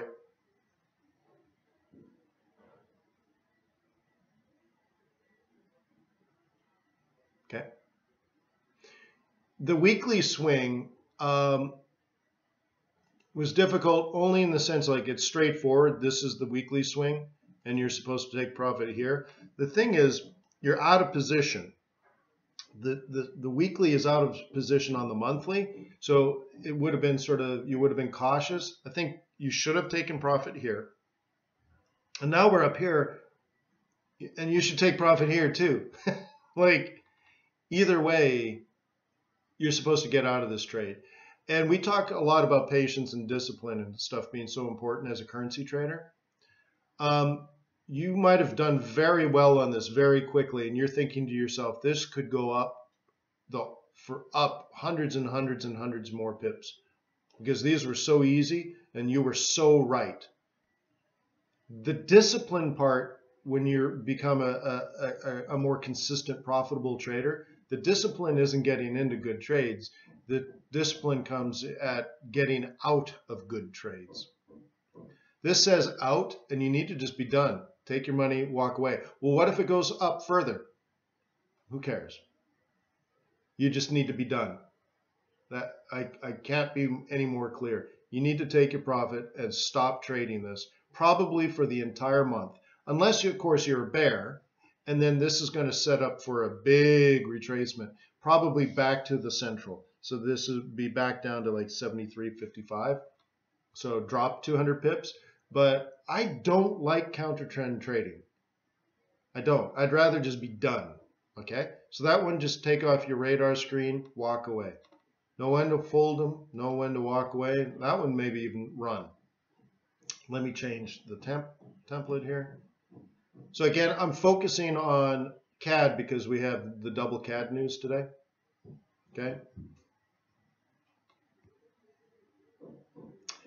This one is really, really, really, really, really, really, really, really, really unfortunate.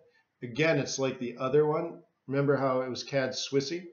And CAD Swissy started out too bullish. This one, on a monthly swing, couldn't be more bearish. So to say that differently, if you were a bear on this, okay, this is the most bearish price for aggressive bears. A more conservative bear would have liked this to come up to 130. It didn't even get beyond this 129.50 area. And just using your pivots, it was a better pivot up here. Also a little higher was a little bit better for the head and shoulders. You see that? Because if you're doing the head and shoulders, I think you would have identified it this way. Then you would have taken the top of the crown because it's really a crown. You would have done it here, and then you would have gone down into here. And there's your break point, so that's your entry there on that one. you still would have liked, oh, look at that. Perfect. You still would have liked a bigger pullback. Okay, let me move this up a little bit just so you guys can see. So that's how you would have set that up on the head and shoulders, but this right shoulder would have been better here. But it's so bearish that it kicked off this first pivot, which is aggressively bearish, and sort of confirms what we saw on the CAD Swissy that opened above the monthly and made the weekly difficult. Now, for weekly swing traders, all right, and again, this is part of the fractal geometry. Most of the time, it's more straightforward than this. This one's a little trickier. But you knew on Monday, for example, anyone in the swing trading group would have seen this as the bearish entry. So anyways, let's move this here. What else is going on? Aussie CAD. I don't trade Aussie CAD. Maybe you do. I don't trade them together like this because I consider both of them commodities. So there was a time like 15 years ago when I was trading, I would rename this. I renamed Aussie. I just put gold. Okay? And instead of CAD, I just put oil. And I actually traded Aussie as gold, and I traded oil or CAD as oil, which was very, very, very interesting. Now, they're still highly correlated, but why would I trade gold against oil or oil against gold or vice versa, versa versa? I just look at them as commodities. Okay, this is how it evolved over the years. Now I say, based on global macroeconomics, I have a hunch on, expanding economies, for example, are going to need more energy. And a lot of that energy might come from things like oil. Okay, so in a good macroeconomics, or let's say emerging market GDP growth, could lead to higher energy needs, and therefore I would buy the Canadian dollar. Okay. Human God says, I don't trade commodities. I love commodities, man. Love them. Okay. So anyway, so I look at this and it just tells me, CAD is stronger than Aussie. So when I buy a commodity, I should probably start, with CAD first. Like CAD yen would be better than Aussie yen, for example. Okay. You know what I mean? That's how I look at this. Now, technically, let's look at this. I see this. This was actually a buy. If you were a bull on Aussie CAD, this was a buy and it didn't work. It collapsed. So I find this one very, very, very difficult. If you're only trading weeklies, and so let me put this on weeklies now. So if, for example, let me filter this. If I'm a monthly swing trader and I'm a bull, it's dead. I'm not interested. It's done. So I got to kill that pivot, right? I don't even want to see them. So I'm going to go to, where's my weekly? Oh, here we go. I want to just kill that. So I don't want to look at monthly anymore. Now, as a weekly swing trader, I got to look for my entries. Okay. Aggressive one here. Aggressive one here. Aggressive. You see? What do these 3 weeks have in common? I guess I should just do this, right?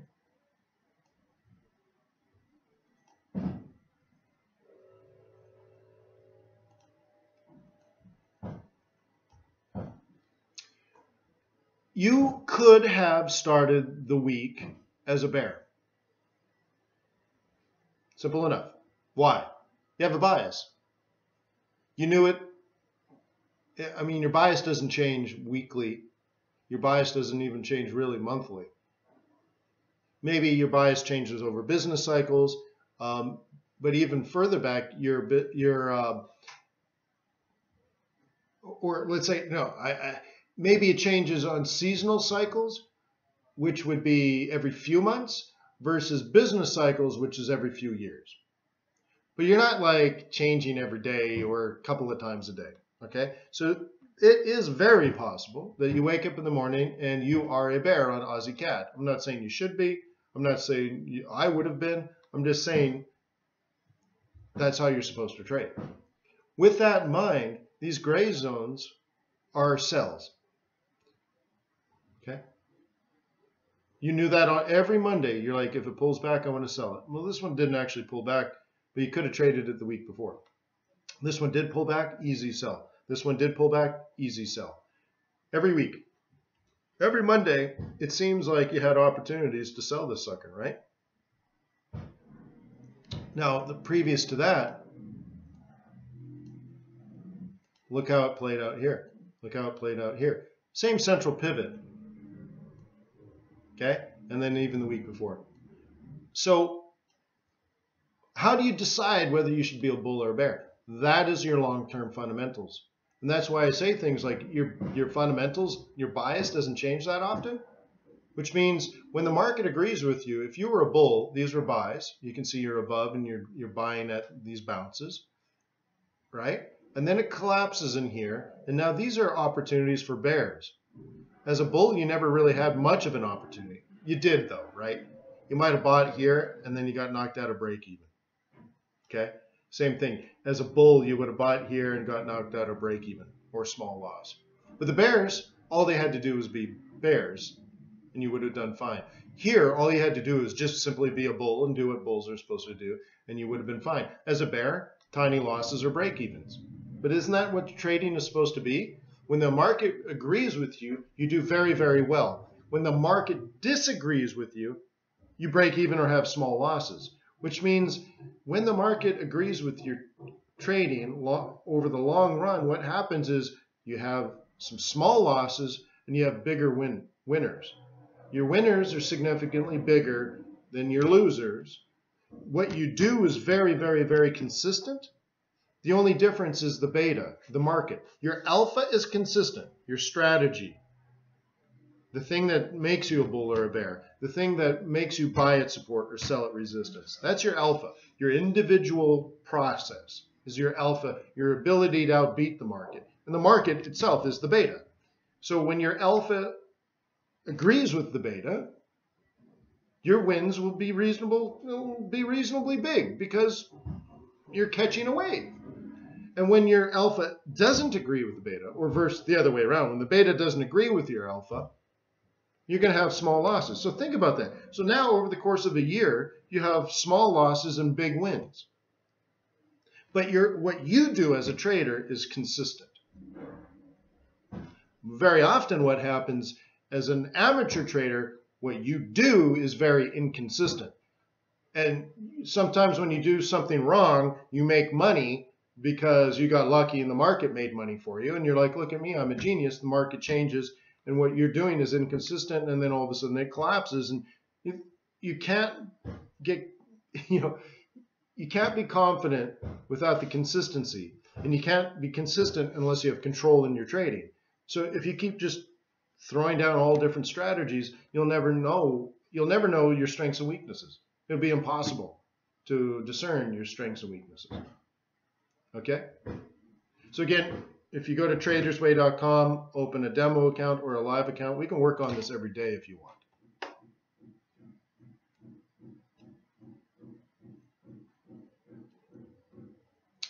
All right, so let's get out of the CAD. I'm just saying this stuff's, well, I guess we can do CAD yen on this one. Let's do CAD yen and then bail on it. Remember, we have CAD news at 10. We've already had CAD news today. So let me change the template. Here we go, with weekly and monthlies. Oh yeah, we did this one, right? Yeah, we already did this one. You were supposed to take profit earlier or soon, depending if you're weekly or monthly. This is a beautiful weekly swing, guys. You should have bought this like Monday or Tuesday, and you would have been out Wednesday or Thursday. Just like gone, right? This looks like an 81.50 to 84. I mean, super straightforward trade. Cool. Let's do dollar pairs and see.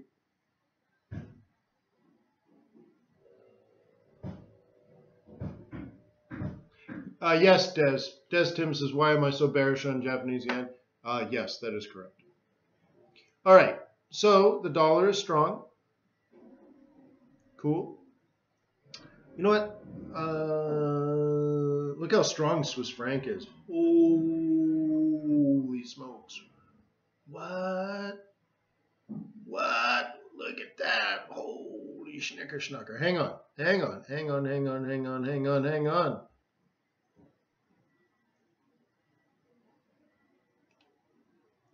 Let me clean this up.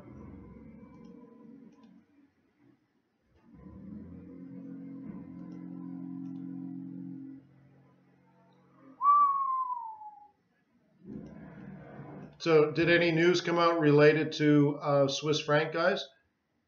You let me know. I'll look at this technically. If you guys can check the news stream for me. I can't do both at once in the middle of the webinar. But check it. Let's see. Euro Swissy not moving that much on a 4 hour anyways. Let's move this to a 4 hour. Okay, that says get out. Aussie Swissy, clear get out signal. Oh, look at that. Clear get out signal. And let's do this one. All right, so maybe this seems to be very technical, guys. Okay, let's move this one. All right, so Euro Swissy is fine, and that's why you don't see it moving that much. Okay, but check this out. This is an obvious take profit. Okay, this is a sell zone for monthly bears.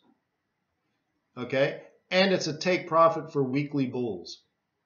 All right, if you were long this, oh, look at the beautiful weekly swing. Oh my gosh, look at that. Oh my gosh, that is so perfect. Let me draw it this way.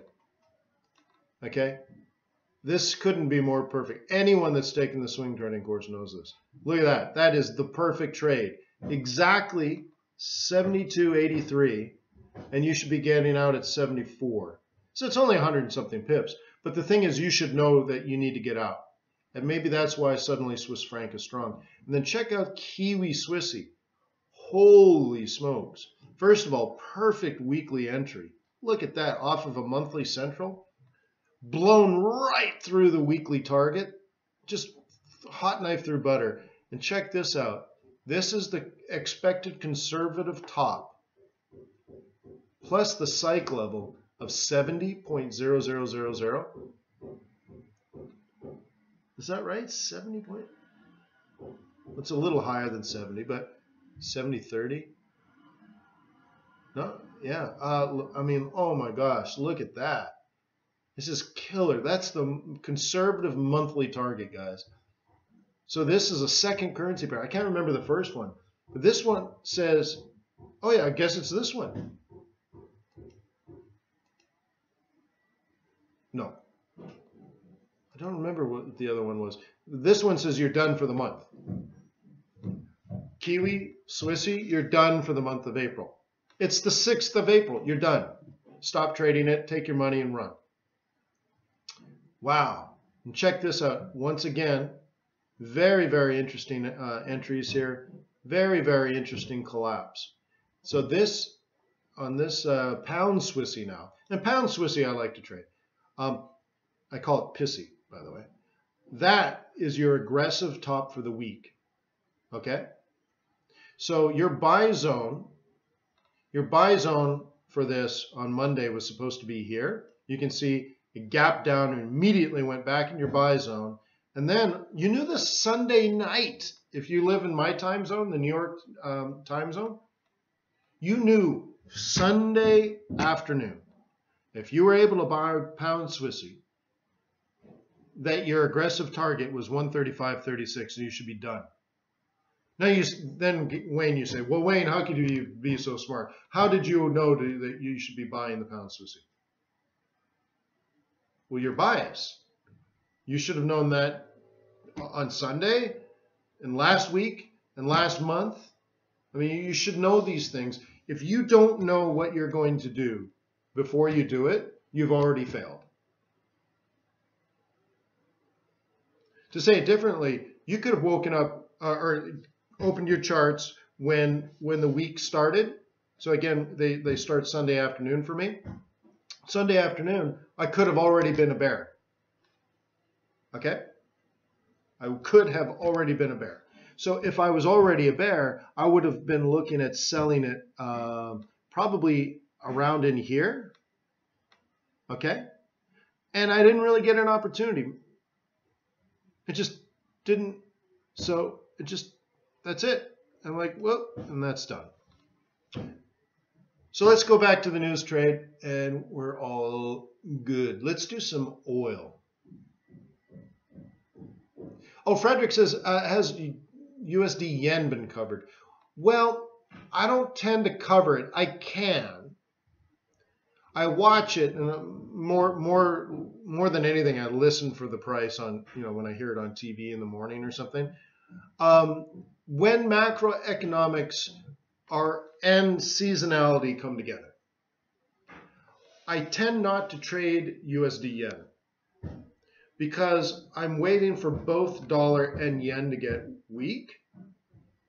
And if anything, what I like is dollar to be weak and yen to be weaker. So I don't mind USD yen going up, but in that situation, I'm probably not trading it because the dollar's probably relatively weak, meaning weak relative to some other currencies. Okay? So in that case, USD yen might be going up, but USD yen might be going up, but euro dollar might be going up a lot faster. And in fact, euro yen could be going up even faster than that. So why would I be long USD yen, even though it's going up, but I'm making more money and I'm making it faster because of the relative strength on euro dollar and in particular euro yen. So I might be up 150 pips on euro yen, I might be up 75 pips on euro dollar, but if I was on USD yen, I might be up 45 or 40. You see? And it comes down to the relative strength. So I'll watch it. Like a lot of these pairs, I might watch it, but it wouldn't be my first need to trade because I'm trading other things that are already moving better. Okay? Cool. And by the way, thank you guys. Thank you for all the likes that you're putting into the YouTube. I appreciate that. Thank you. And if you're watching on FX Street, give me a follow, please. I hope you don't mind if I eat a banana while we talk. I don't know. They say if you take a professional trader and a monkey, and the monkey just slaps down trades randomly, that he'll outperform on the long run than the professional trader. So I'm just trying to be a monkey. Okay, peso, Oscar Mike. I don't want to cover that because I don't trade it this time of the month. Gold, I guess we got to do some gold. Try to figure out my trade plan for the week. And then at the same time, try to figure out my trade plan for the month. Can you figure it out? My trade plan for the week was to buy it at 1322.37.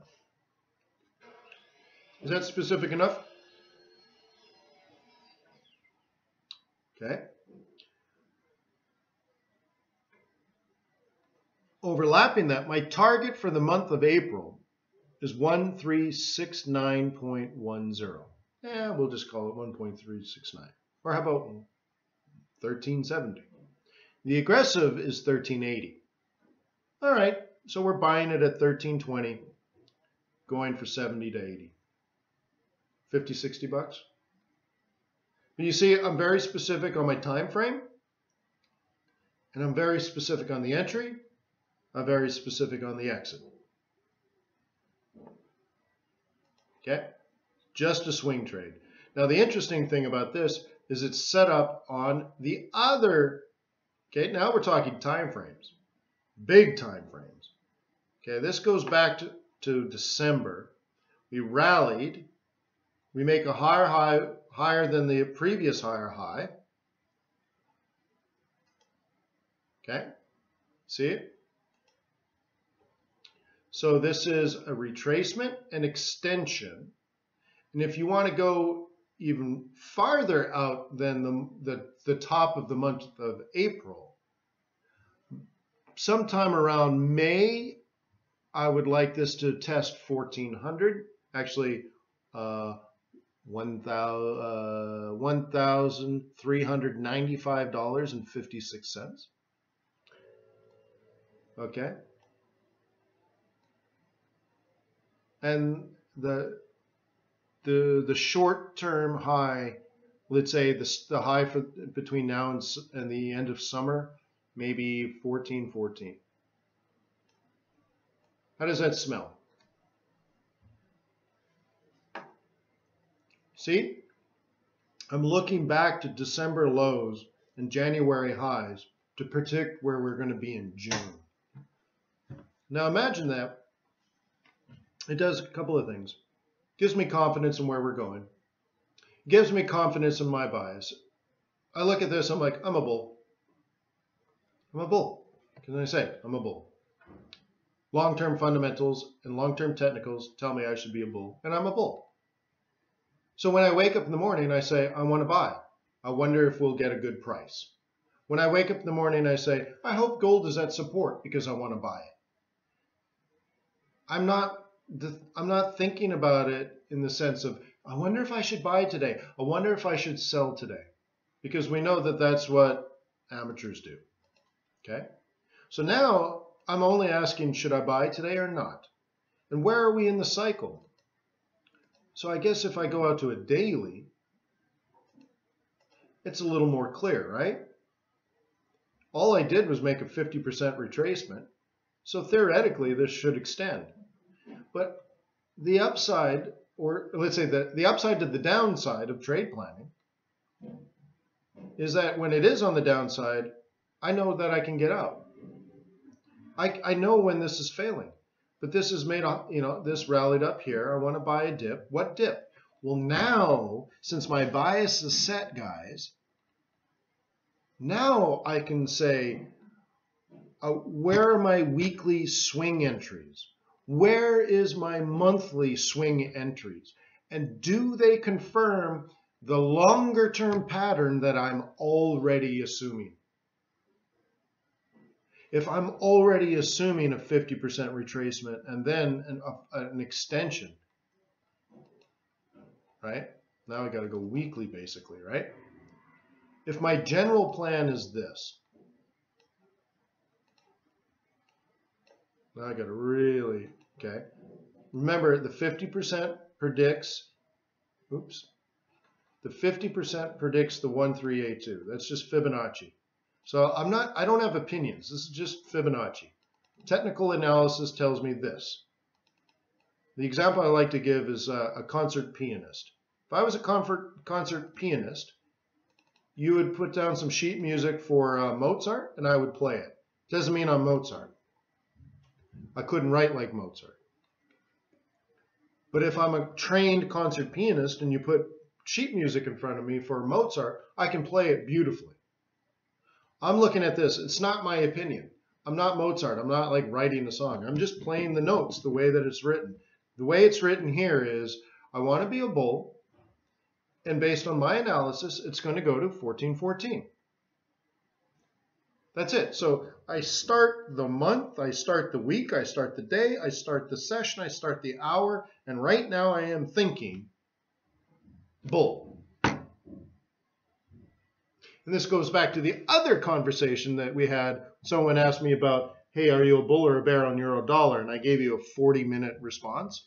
Well, they're not trivial questions. I don't know if you're putting the same amount of thought in here.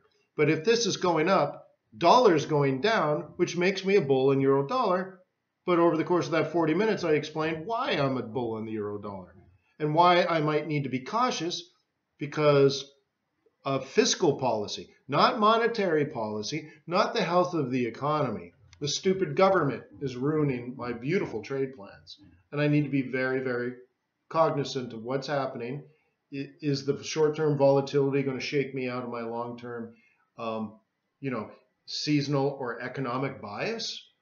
Well, I can't be so firm that I can't be that I ignore all that. So the risk is that you have blinders on. And you're like, I'm a bull, I'm always a bull this time of year, I'm always a bull this time of year, I have to buy it. And of course it collapses on me. I don't want blinders. I need to say, look, this is real risk. The President of the United States is enacting or at least announcing potential policy that would strengthen the dollar and slow down the economy at the same time. That didn't exist last year. It didn't exist 2 years ago or 3 years ago or 4 years ago. You're not going to see that technically on the chart. So now I have to fold that into my bias. Now I'm cautiously confident. The charts still stay up, but I need to address that risk because more than a profit, right? You might think my job is to be the prophet of profit. My job is to be a risk manager. And so that's a new level of risk. My trade plans are beautiful technically. But fundamentally, when you add new fiscal policy, there's another level of risk, and I got to be less confident, okay? But folding all that together, that still looks up to me. That still tells me gold goes up. It still tells me dollar falls. Everything is fine. And then when the market opens, like last week, when the market opens on Sunday, I'm like, okay, I'm a buyer of this, okay? Or how about the first day of the month? I'm a buyer of this. Did you know at the first day of the month, I was a buyer at 13.22? I talked about it with Traders Way clients over in here. We were still in March. I'm like, this is a buy zone, guys. This is a buy zone. Here it is. The target, if you buy it here at 13.22, is 13.80. Now you can see it went up, it came down, and now it's going back up again. Okay, well, is that a double bottom to you? Is that a failed trade to you? Well, see, here's what happens is not everybody's on the clue train. This was a buy, but look what happened. We got into the weekly sell zone, and the bears took a shot. Now they failed, and then the next bears at the weekly R1 took another shot. Okay? I think now if we go up and we breach this and head higher, we shake these idiots out of the market. See, it's not they just don't know. It's not really their fault, right? They're not on the clue train. They're not that smart. They're not that bright. They don't know. They're doing what worked last month and the month before. But past performance does not predict future results. So they'll keep trying. They're wrong, but they'll keep trying. And now if we head up one more time, what I'm predicting or what the technical analysis tells me is they'll give up.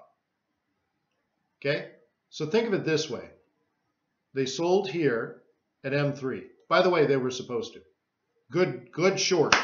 If you were a bear and you shorted there, good job. Boom. Well done. Well played, sir.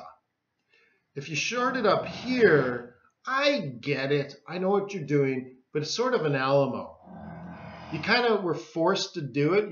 Bears probably hated doing it, but they're like, this is R1. After this, it's all up. And if it's all up, there's no room for selling in the future. So you're like, or maybe they didn't take profit here and or whatever. They're doing whatever bad traders do, right? So anyways, so they sold and it came down. And maybe they still win. I could be wrong. Kudlow could come out and say something. Trump could come out and say something. The Chinese could come out and say something. And you always have the Russians. Oy vey, the Russians, right? And this could head down. In that case, I would stop buying because my buy zone is here. My next buy zone is down here. Okay? If it dropped to 13.13, I would buy it again. Well, look at that. I have a trade plan. Are you kidding me, Wayne? Are you saying like if it collapsed here, you'd get out and then you'd buy it back at 13.13? Like, yeah, I have a trade plan. But because I don't think that's likely to happen, I think it's going to go up. I think we're going to hit these guys. And my thought process is these guys that sold here and here, they give up. They're like, they're not going to sell it a third time. They're just going to give up.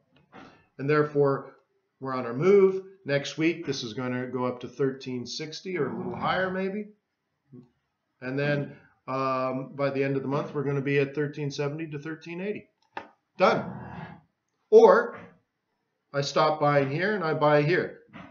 And if it falls further than that, I'm done for the entire month. So if I bought it at 1322 and didn't make money, I take a small loss. Then I buy it again at 1313, right? And if it doesn't go up from there, I stop buying gold for the month of April. Awesome, right? You see the clarity? And how do I get the clarity? I've made the decision. Before I look at this chart, I know what I want to do. Based on fundamentals, okay, and based on long-term technicals. Can you see that? That I could just simply say, oh, well, I'm a bear. I'm a bull. And because I'm a bull, I buy dips. Okay? And then you can identify, we have channels inside of channels, right? That's fine. Okay? And if you want to use an Andrews pitchfork, you could pitchfork the whole thing. Let's do that just for fun. Let's add a pitchfork to double channels. Oh, that's the worst pitchfork ever, Wayne. Oh, that pitchfork was so bad now I can't even move it. There you go. I got to move this up to here.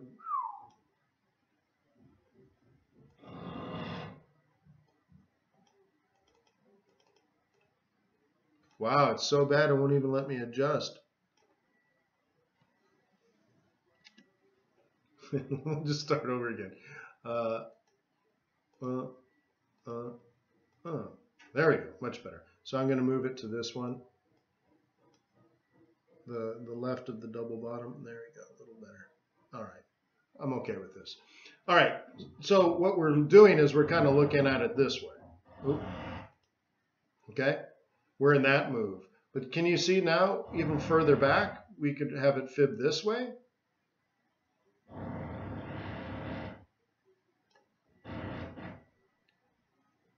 So do I have permission to be a bull? I think so. I might be wrong. If we can't get past this resistance, see this thin line? That's where we are now. If we can't get this above 1400, then I need to be cautious. But I'm playing this trend, okay? By the way, I predicted this bottom, and it sounds arrogant. I know you're saying I'm an arrogant prick. I am not. We talked about this for the weeks and, well, months and years. It's somewhere between 1,000 and 1,100 would be the bottom. Just turned out to be 1050. I had good reasons. I explained it. I don't need to explain it anymore. Now, after the higher low printed, I become a bull. But also, you know what really created all this? The Fed taper. On the exact day the Fed announced the taper, I became a bear on the US dollar. Which, in a weird way, you could also say bull on gold. And down in here, I was telling you, in these NFP events, that there was no reason to own gold unless you already owned it. If you had physical gold, then maybe you're buying gold futures or something. But at this point in this move down, investors were looking for yield. They were looking for bonds that were paying them coupon payments. They were at least hedging, but they were using bonds. They were looking for coupon payments, okay? Or treasuries to protect them from just risk, okay, whatever. Once we got past that, where the Fed said, look, boys and girls, we don't need emergency monetary policy anymore. We don't need to be buying our bonds anymore. We don't need quantitative easing anymore. So we're going to start tapering. The Fed is going to stop buying so many treasuries. And at some point, we're not going to buy any treasuries at all. And then at some point after that, we're probably going to start raising interest rates. And at some point after that, we're going to start, thinning out our balance sheets. All of that is dollar bear. And we knew that in 2015. I don't even know what year it is now, right? 2018, right? Like, oh my gosh. That's called monetary policy. If you don't understand how that works, you need to take the swing trading course or learn fundamentals. Be careful. Like, I'm at Harvard now, and because I'm an entrepreneur, everything I'm taught I disagree with. I'm like, that's not how it is. You don't know. Just because you have a PhD and you teach at Harvard and you're on TV all the time, you don't know anything, right? So you got to be careful. I look at central banking policy and currency trading and stuff as a business, as I explained earlier, and I look at it through the lens of a business cycle, not as a PhD economist nerd, right? So anyways. So lumping all that together, this is supposed to go up. Lumping all that together, the exact price which you're supposed to buy if you're a bull was $13.22. You feel comfortable at that price, and you believe it's going to $13.80. Cool, right? Let's talk about oil. Identified resistance, identified support. We were stuck in there for a while. We broke out to the downside. Happens. We were thinking that maybe the role reversal would take place. If you were a bull, you would buy a role reversal like this. If you were a bull, you would buy in this zone where we are now, and all of that. Now the question is, on a weekly time frame or a monthly time frame? The weekly bears had a beautiful opportunity on Monday. Beautiful weekly sell. Dangerous, but beautiful. Again, you already had to be a bear. If you're not a bear on oil, then you shouldn't be trading that type of trade. But you can see the entry's perfect. And the green area is the target for the weekly bearish trade. But, and here's the beautiful thing. Do you see the inverse head and shoulders forming? It's supposed to form there. Oh, thank you, Chris. Don't want to forget IVP in line. It's supposed to form there. It's supposed to form there. It is supposed to form there. The reason for it is it's a reversal pattern. If you look at this technically, do you see that we're at a 618 Fibonacci retracement? Do you see technically the green zone is where you're supposed to take profit if you were a bear that's sold in your sell zone? This is an obvious sell. If you don't know it, you just don't know how to swing, right? But anyone that knows how to swing trade as a bear, that is an obvious sell, and this is an obvious take profit. And the funny thing is, the actual take profit is $82.20. I mean, we're two shakes of a lamb's tail, a flip of a bunny's whisker away from that. It's almost exactly perfect. This is an excellent sell. Look at this. You think that's a coincidence? You think that's a coincidence? Let me highlight this. The conservative weekly target is this. The aggressive weekly target is this. So you can then say anyone that was trading as a weekly bear is supposed to be out of the market. If you're a bear and you're still trading this based on this week's pivots, you don't know what you're doing. You don't know what you're doing. You're amateur hour. You're embarrassing yourself. You're embarrassing your mother. You're supposed to be done as a weekly bear. Now, you can still be a bear, just not a weekly bear. If you're a weekly bear, you should be trading next week's weekly bearish entry. I don't want to talk about that. The reason this inverse head and shoulders is predictable is all bears are supposed to be out, and this is the bullish entry long, guys. You should know that. It's at $62.35. If you're a bull on oil, then you're taking this north, bro. I need to update this, okay? You're supposed to be taking this north, bro. Bro. Dude. Dude. Dude. Dude. If you're a bull on oil, look, I already have it drawn for you. I drew it a week ago. The target is 70 bucks. It's probably going to take you a lion's share of the month of April. But imagine you knew that a week ago.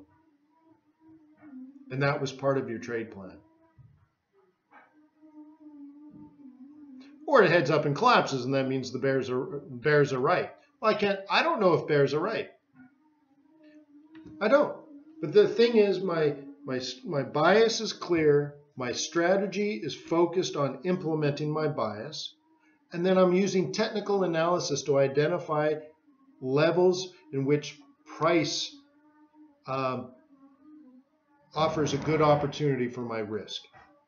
You understand? Like, I wake up in the morning and I say, what price do I want to buy this? I hope I get an opportunity to buy this today, but only at my prices. So what are my prices? Well, I have shorter term prices like daily or weekly. I have longer term prices like monthly. These things dictate how big my stops will be, but also they dictate how much profit I'm supposed to get. Do you understand how some of these trades, like I showed you those yen trades, I'd be upset if I didn't make 150 pips on those trades. Some of those trades were 250 and 300 and 400 pip trades. I can break even on those a lot, guys, right? I can get my minimal acceptable performance a lot on those. It doesn't hurt me, but what if 2 or 3 or 4 of those hit every month?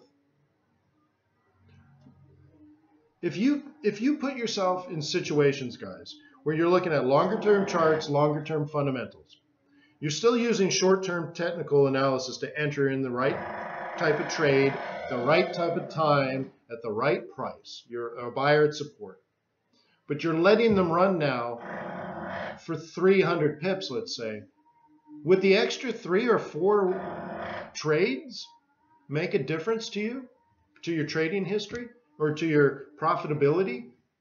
If you just let some of these trades run longer than you're used to, instead of going for 30 or 40 or 50 pips, or instead of freaking out because you have a 100 pip profit, instead you say, well, I've set this up on longer term charts. I've set this up with the fundamentals behind me. You know, going back to March or even February, I'm in a fib zone. So, you know, I'm not going to take a 100 pip profit. I'm going to move my stop and then let it run to 300 pips. So if that hit 3 or 4 times a month because you're putting yourself in good opportunities, dude, we're talking, let's say, an extra 1,000 pips a month. I bet you a lot of you are not even making 1,000 pips a month. So what does that mean? You're a bad trader? No, I didn't say that. But if you've never made 1,000 pips a month, ever, you're not letting your winners run. And that is a problem. And that's holding you back. You're so eager to take profit. And very often, new traders, they're quick to get out for profit, and then they have big losses. So just do opposite of what you probably were doing or are actually doing now. Have small losers, but not small like 8 pips. That just means you're frightened. Stop trading frightened like a child, right? Put down reasonable stops. Put yourself in good positions, like buying at support or selling at resistance. Back that up with fundamental or long-term technical analysis, right? And then when you can, manage the risk and let those winners run. Oh, do you guys hear background noise? Mohammed's like, hey, man. I'm in the process of building a THX certified soundproof movie theater. I'm also building a wine cellar. So there's about 15 people working on my house day. They show up at 7:30 in the morning. There's about, I don't know, 9 vehicles out front. Yeah. So I apologize that if you can hear in the background. But I'm looking forward to it because the spray foam guys are going to come in and do the soundproofing. They're spraying the ceiling, all the walls, and I have a 3 foot by 4 foot wide subwoofer box, and they're going to spray foam and soundproof all of that. So they spray foam it with the solid cell or closed cell everywhere, and then once that dries, they come back with the open cell and they spray that. So the open cell muffles the sound, and then it hits the solid, which rejects it from the floor or the ceiling or whatever, or walls, and then it comes back through the open cell and is gone. It's like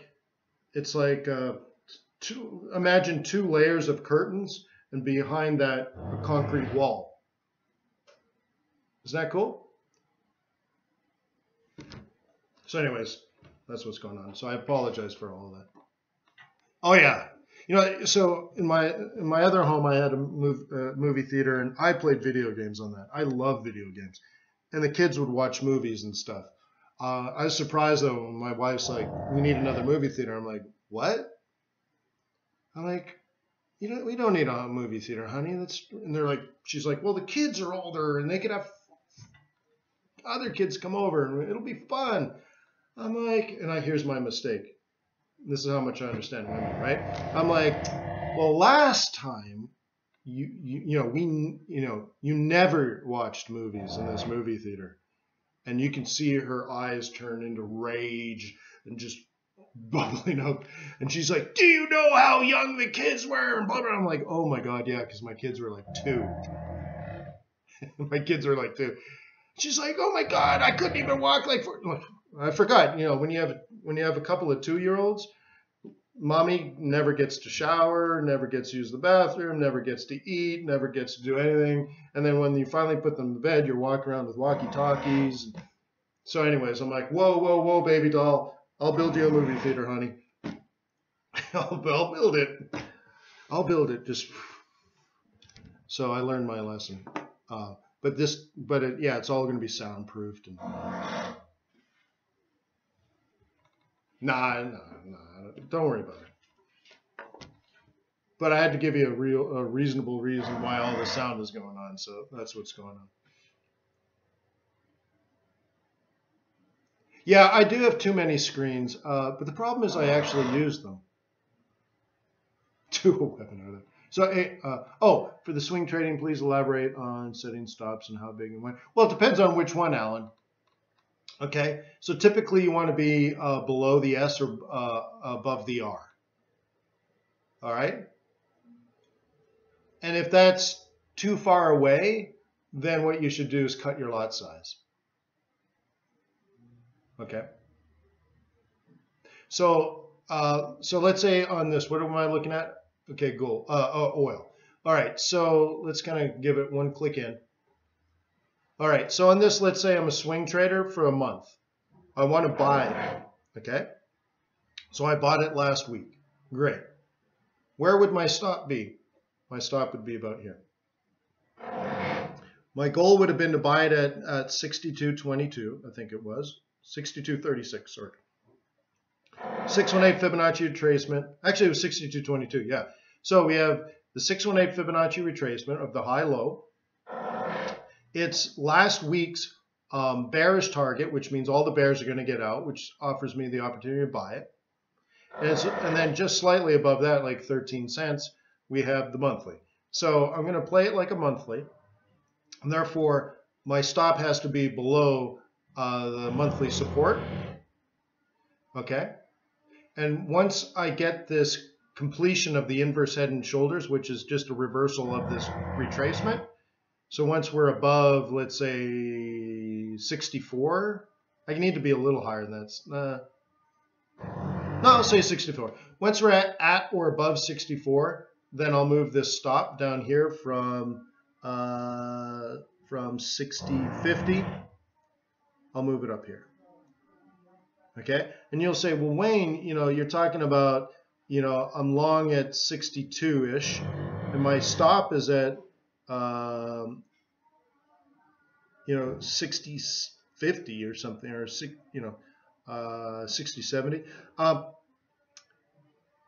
where it's like $1.50, right? Which adds up to, if we were doing pips, is like 150 pips, right? And you might say, well, Wayne, that's too much. Well, first of all, $1.50, and we're going from 62 to 68. The risk-reward ratio, the RRR, is fine, isn't it? Okay, like, but if it's too much money, drop your lot size, cut it in half, cut it in tenths or something. You know, you can enter one here, you can enter one here, because this is, you know, a head and shoulders, right shoulder move. You could look at this as almost as a 1, 2, 3. Okay, but again, once we're up here, I would move my stop to break even. And once we're closer to 65, I'd lock in like 50 cents or move in here, right? And then have it retrace. The next move would be this retracement. So let's say it breaks. It's going to go to, yeah, well, let's say about there. Actually, no, I take that back.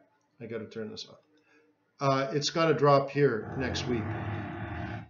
Okay, it's going to go up to about 64.5, and then it's going to find resistance. It's going to come back down. It's going to hit 63.50, and then it's going to go up from there, okay? And once it does this move, now we're talking Tuesday of next week, then I'd move my stop to break even or a small profit, and then I'd move it up here, and you know, you're in at 62. My stop's at 63.50, so now I've locked in $1.50, okay? And that's how I'm folding weekly trade plans into monthly trade plans, and then next week, and then the next week after, and then when the whole thing collapses, once we've achieved our monthly target, then you gotta wipe the slate clean on everything.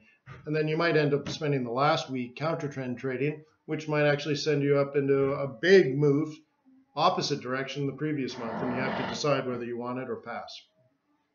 I hope that makes sense.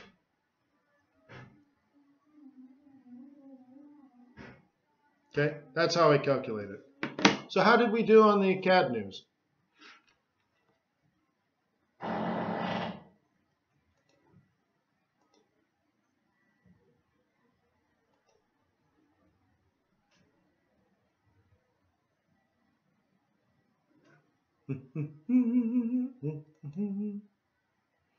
Okay, so what did I tell you 15 minutes ago or something, a half an hour ago? What did we say?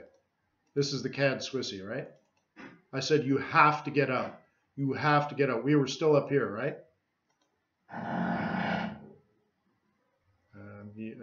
Insert shapes.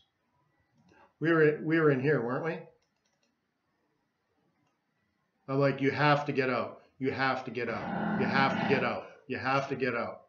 It's over. It's done. Stop trading it for the entire month of April. Stop trading this unless you're a counter trend trader and you're selling. Pretty amazing, huh? And you see our NFP style setup?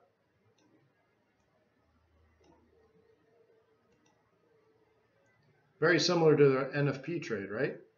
So now our sweet spot for selling is somewhere between the 382 and 618. You see the beautiful 382? So if you're scalping that, the 382 predicts the 1618, which, oops, wow, what happened there? Delete that. Oh, I see. Maybe I'm clicking that. Let's see if it'll work this time. Yeah. And the 1382 predicts the 1618, which gets you down to 74.90. So I'm going to say, you know what? I disagree with that. I'm happy to get out at 75 because of the psych level. And if that were me, that's what I would do.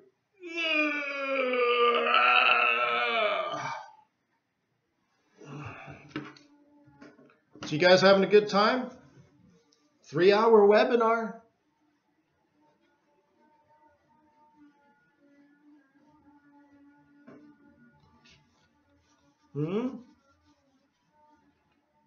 I will leave it up to questions. I know there's a bit of a lag.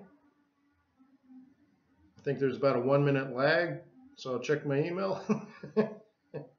And once you get to this point where I say, if you have any questions, please ask them, then you'll ask them. Then I'll answer them, and then you wait 1 minute while I check my email in the past.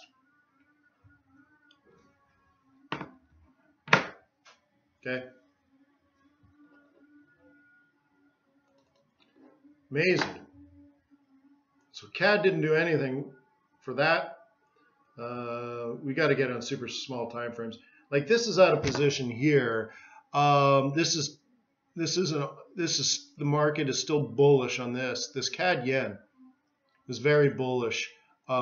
We've blown through the weekly, which gives you caution, but I have to remind you that last week this was the buy.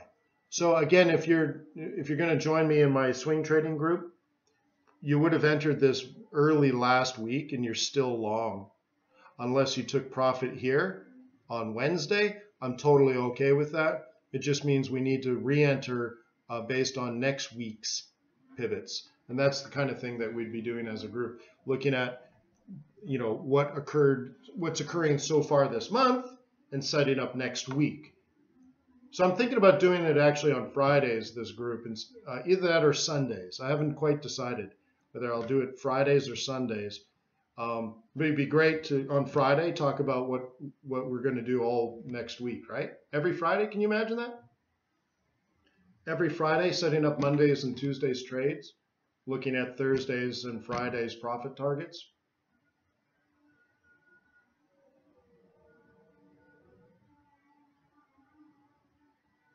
I'd give it to you, Mohammed.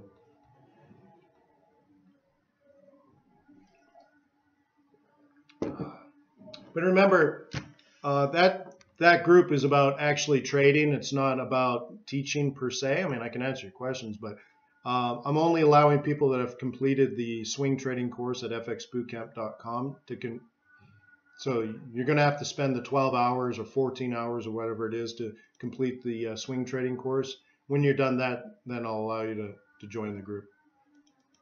The mastermind group. I don't know what to call it. Swing trading group. Club swing. Although that might get you into some weird websites, right?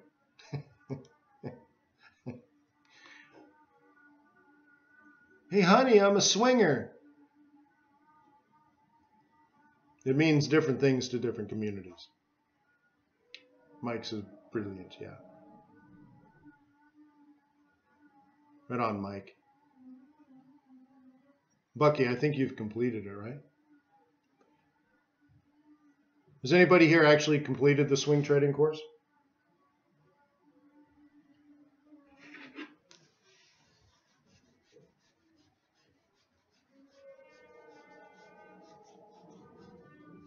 Yeah, Harley, I took 2 trades. I bought the euro dollar at a 382, and then I bought the euro dollar at a 618. It rallied up about 25 pips. And I moved my stop to break even when we approached the line in the sand, which is the zone that I identified as potential risk. And then it collapsed, and I got knocked out of break even on both. So this one didn't rally, didn't break, so I didn't get paid, but I had the opportunity. One limit order was set at 25 pips. The other limit was set at 75 or 50 pips, I think, based on just the next levels of resistance. And well, I had the opportunity. I removed the risk. Then it collapsed on me, and well, at least I had the opportunity.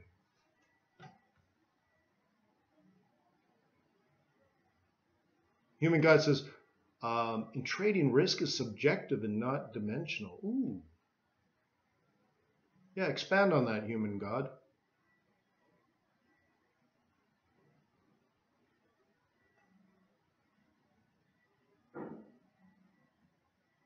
Yeah, Ron's completed the course. Katrina's completed the course.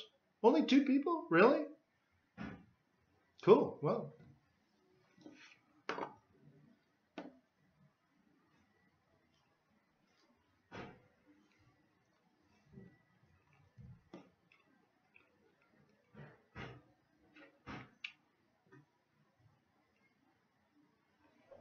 Thank you, Burl Avon. Yeah, go to Trader's Way.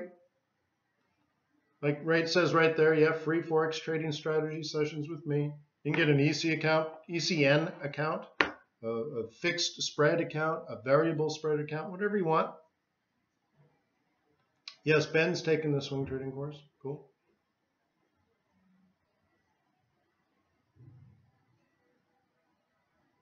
I'm surprised. There's such a lag though, but I'm surprised like 20 or 30 people haven't spoken up. But I guess we're down from what, 300 people down to 150. I got 3 thumbs down today. My webinar was bad. Well, sorry for those that believe my webinar was bad. Didn't mean to hurt your feelings.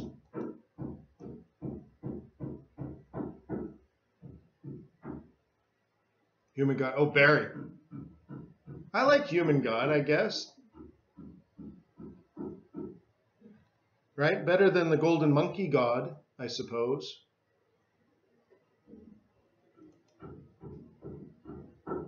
So look at this, guys. Look what actually happened. Oh my gosh, look at that.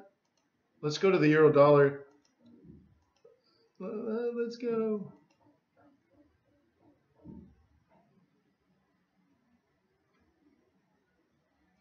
Camel, I'm only going to give that information to people that have completed the training course.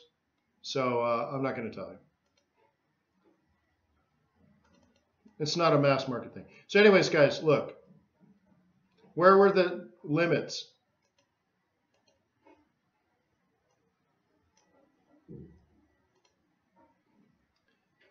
Remember, we had the first target, right? The mini target was here, I think, wasn't it? I think I had it about here, didn't I?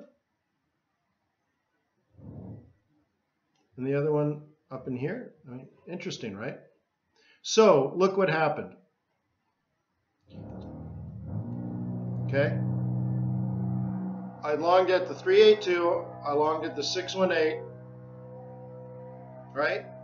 It rallied up on a 1 minute. Okay. Here we go. It rallied up on a 1 minute, hit the level of resistance that we identified. Then I moved my stops because I knew that's where my risk was going up. Okay? Then it collapsed on me and I'm like, well, that's not the scalp I wanted, right? Look what it did. It fell to our support level,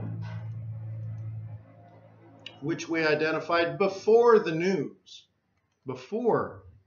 Okay? I think even this one we identified before the news.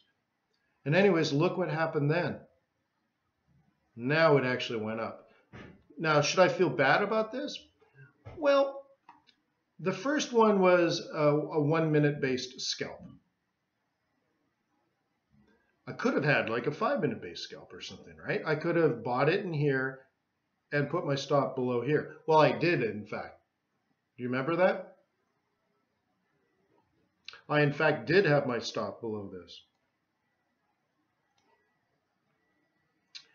Do I want to risk that on news is the next question. Well, to me, I had an opportunity. It could have broke. I just didn't want to take the risk. And even then, it's only 25 or 50 pips. Like, who cares, right? So I'm like, I don't want to assume the risk. But I could have just left it there and walked away. And that's why very often when I'm scalping, like not news events, but scalping price levels, I'll do things like 25-25 OCO. I'll do 25-50 OCO. And what that means is I'll buy it simply because it's the right thing to do.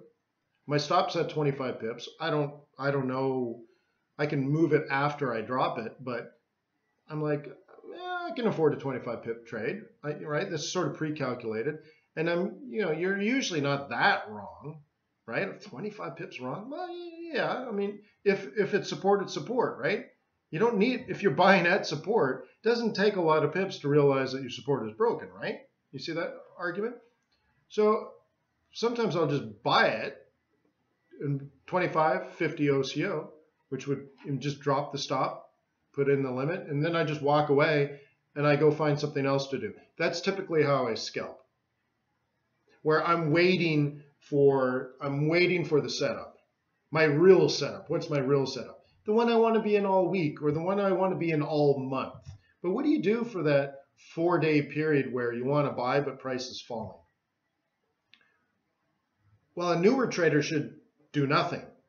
But if you've been doing this for 10 or 15 years, then what you could do is say, okay, I'm a bull, I want to buy, but I'm 200 pips away from my first level where I'll even think of buying.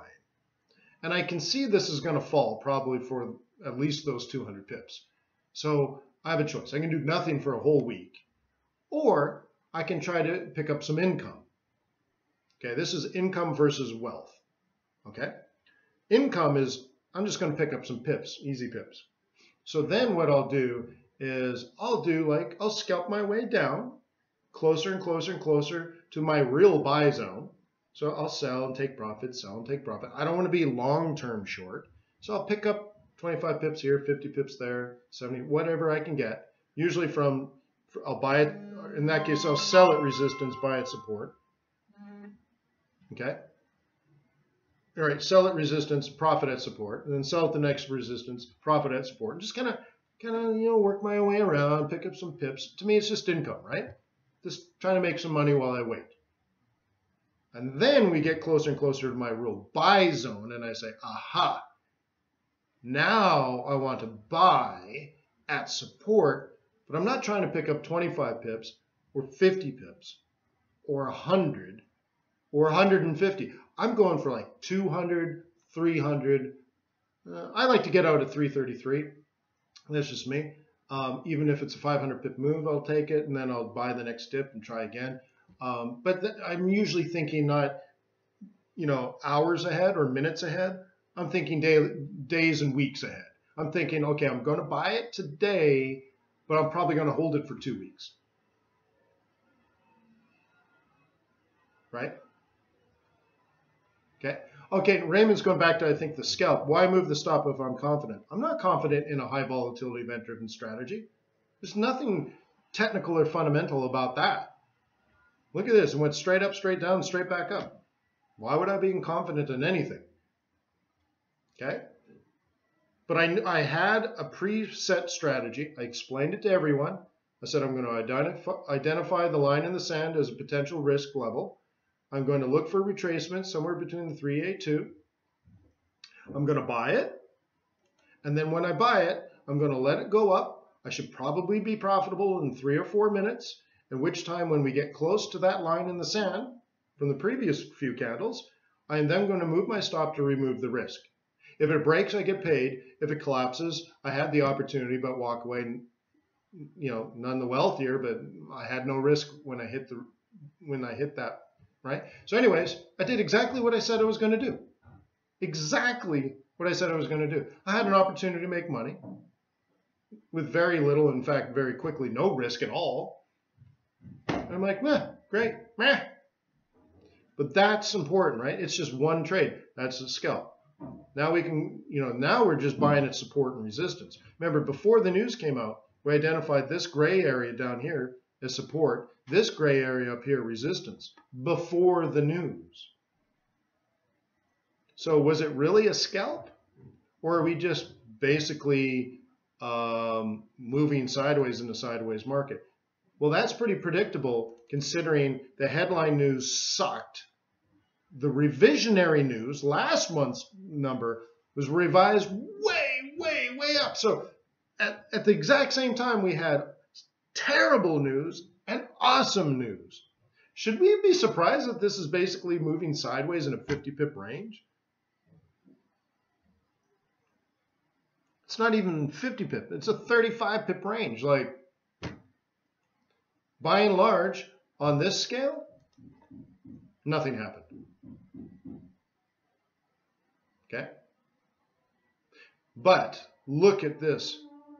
If I'm able to stay long, and I want to remind you of this. This is what we said before the news, after the news, all this kind of stuff. If we're able to hold this line, this one right here, stay above 122.37, okay? I have permission to keep buying the euro dollar for the rest of the month of April.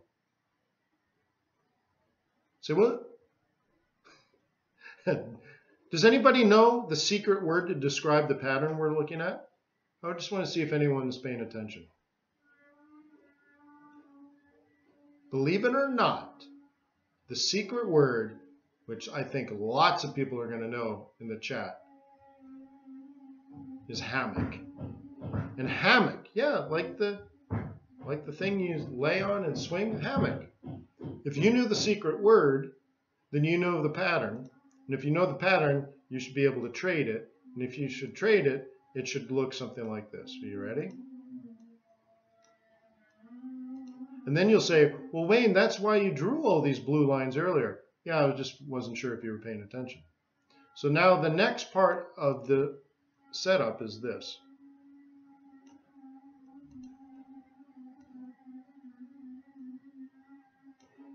Okay.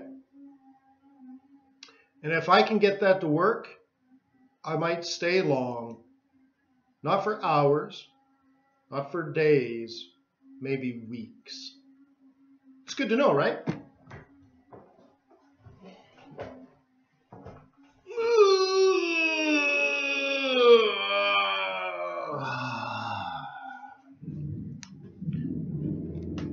So happy 12 years, guys. Thank you, FX Street moderator, for moderating and all that. You know, working with FX Street for all these years has been truly an amazing experience. 12 years ago, I was discussing with them because I had done a couple of other events with them, and I think they were successful. So we were talking about how to expand the relationship. And I said to FX Street, I said, look, you know, I want to teach people how to trade. It's the whole reason why I did this. I said, when I first started trading, there was nobody out there to help me. I felt alone and isolated and all this kind of stuff. And so when I became a full-time Forex trader, I ran into that tough period where my trading suffered. And I realized not only did I not have a business plan, I was also all alone. And the other thing that helped me find success in my past was surrounding myself with like-minded, hardworking people. I said, well, so that's what I need to do. I need to start a group where I can teach people how to trade. And it really helps me because therefore I'm not alone and bored and making all those things, but also I like doing it. I like to have friends and camaraderie and having fun. So that's why I started FX Bootcamp many years ago, a decade and a half ago, right? So that I can surround myself with other like-minded people. And I said to FX Street when we were talking about a webinar, I said, you know what? Because, you know, by the way, this is even before webinars existed, right? Like my Trade Non-Farm Payrolls Live was one of the very first webinars. So anyways, I said, you know what? I want to do something crazy. I want to do something that actually helps people. I want to protect people as well. Because at that time, people promoting non-farm payrolls were the scumbags and scam artists that were trying to get you to trade. They were advertising things like, you know, make $1,000 in 1 minute, you know, and then they would show you a non-farm payrolls and you're like, oh my God, look, he just made $1,000 in 1 minute, right? Well, those guys are obviously would lead you to blowing up your trading account. So I remember talking with Francesc and a few other people. He's one of the founders of FX Street. Anyways, so we were talking about what we could do, and I said, I want to help people. And I don't want to just do another PowerPoint presentation. I hate PowerPoint presentations. I want to do live trading, and I want to do something that actually helps people. And plus, if I do something around non-farm payrolls, which is crazy, just because of the volatility, well, if they're with me, then they're not with some scumbag scam artist trying to pitch them how to get rich quick. So it's like a double win. They can't be with me and with some scumbag. So I'm like, this is perfect. So we'll do it around non-farm payrolls. We'll do live trading. We'll do it in the live market. And we'll do it long. We'll do it like 3 hours. And that'll give me an opportunity to talk technicals and fundamentals and trader psychology. And we can get other questions, and I can fit in the news, and I can fit in this, and the stock market open. And this will be great. It'll be fantastic. And they're like, well, how long do you want to, how many, how many webinars do you want to do? 1 or 2? I'm like, let's do it forever. Let's do it forever. And let's do it for free. And it's 144 months now. So I think that's really cool. I think it's really cool. So I hope you have fun. I hope you learned something. I hope you follow me on FX Street. I hope you, if I've even in a small way earned your loyalty and respect, and you would like to hang out with me more, let's say, how about every trading day? Become a client at tradersway.com. You can open a demo account. You can open a $10 live account. It could be an ECN, spread, variable spread, fixed spread, whatever you want. But one of the benefits is you get to hang with me every day. That's cool. And then, of course, if you're interested in becoming part of my what do you call it? A mastermind swing trading club, set up 300, 400, 500 pip trades on a regular basis. We'll meet once a week for weeklies, and then we'll meet once a month for the monthlies. If you want to be invited to that, then you'll have to complete the swing trading course at fxbootcamp.com. So that's fxbootcamp.com, tradersway.com, and fxstreet.com. Please follow me there. That's a lot, huh? But this is a tough gig, so it requires a lot. What can I say? That's how you found me a year ago. That's cool. Yeah. Well, I hope you don't mind me, my humor. I hope you don't mind that. I hope you don't mind my bluntness. I can be very blunt, but we don't often have a lot of time together. When was the last time a broker said, you know what, I'm coming out here trying to earn your loyalty and respect so that you can open up a trading account at Trader's Way? That's just brutal honesty, right? But it's the truth.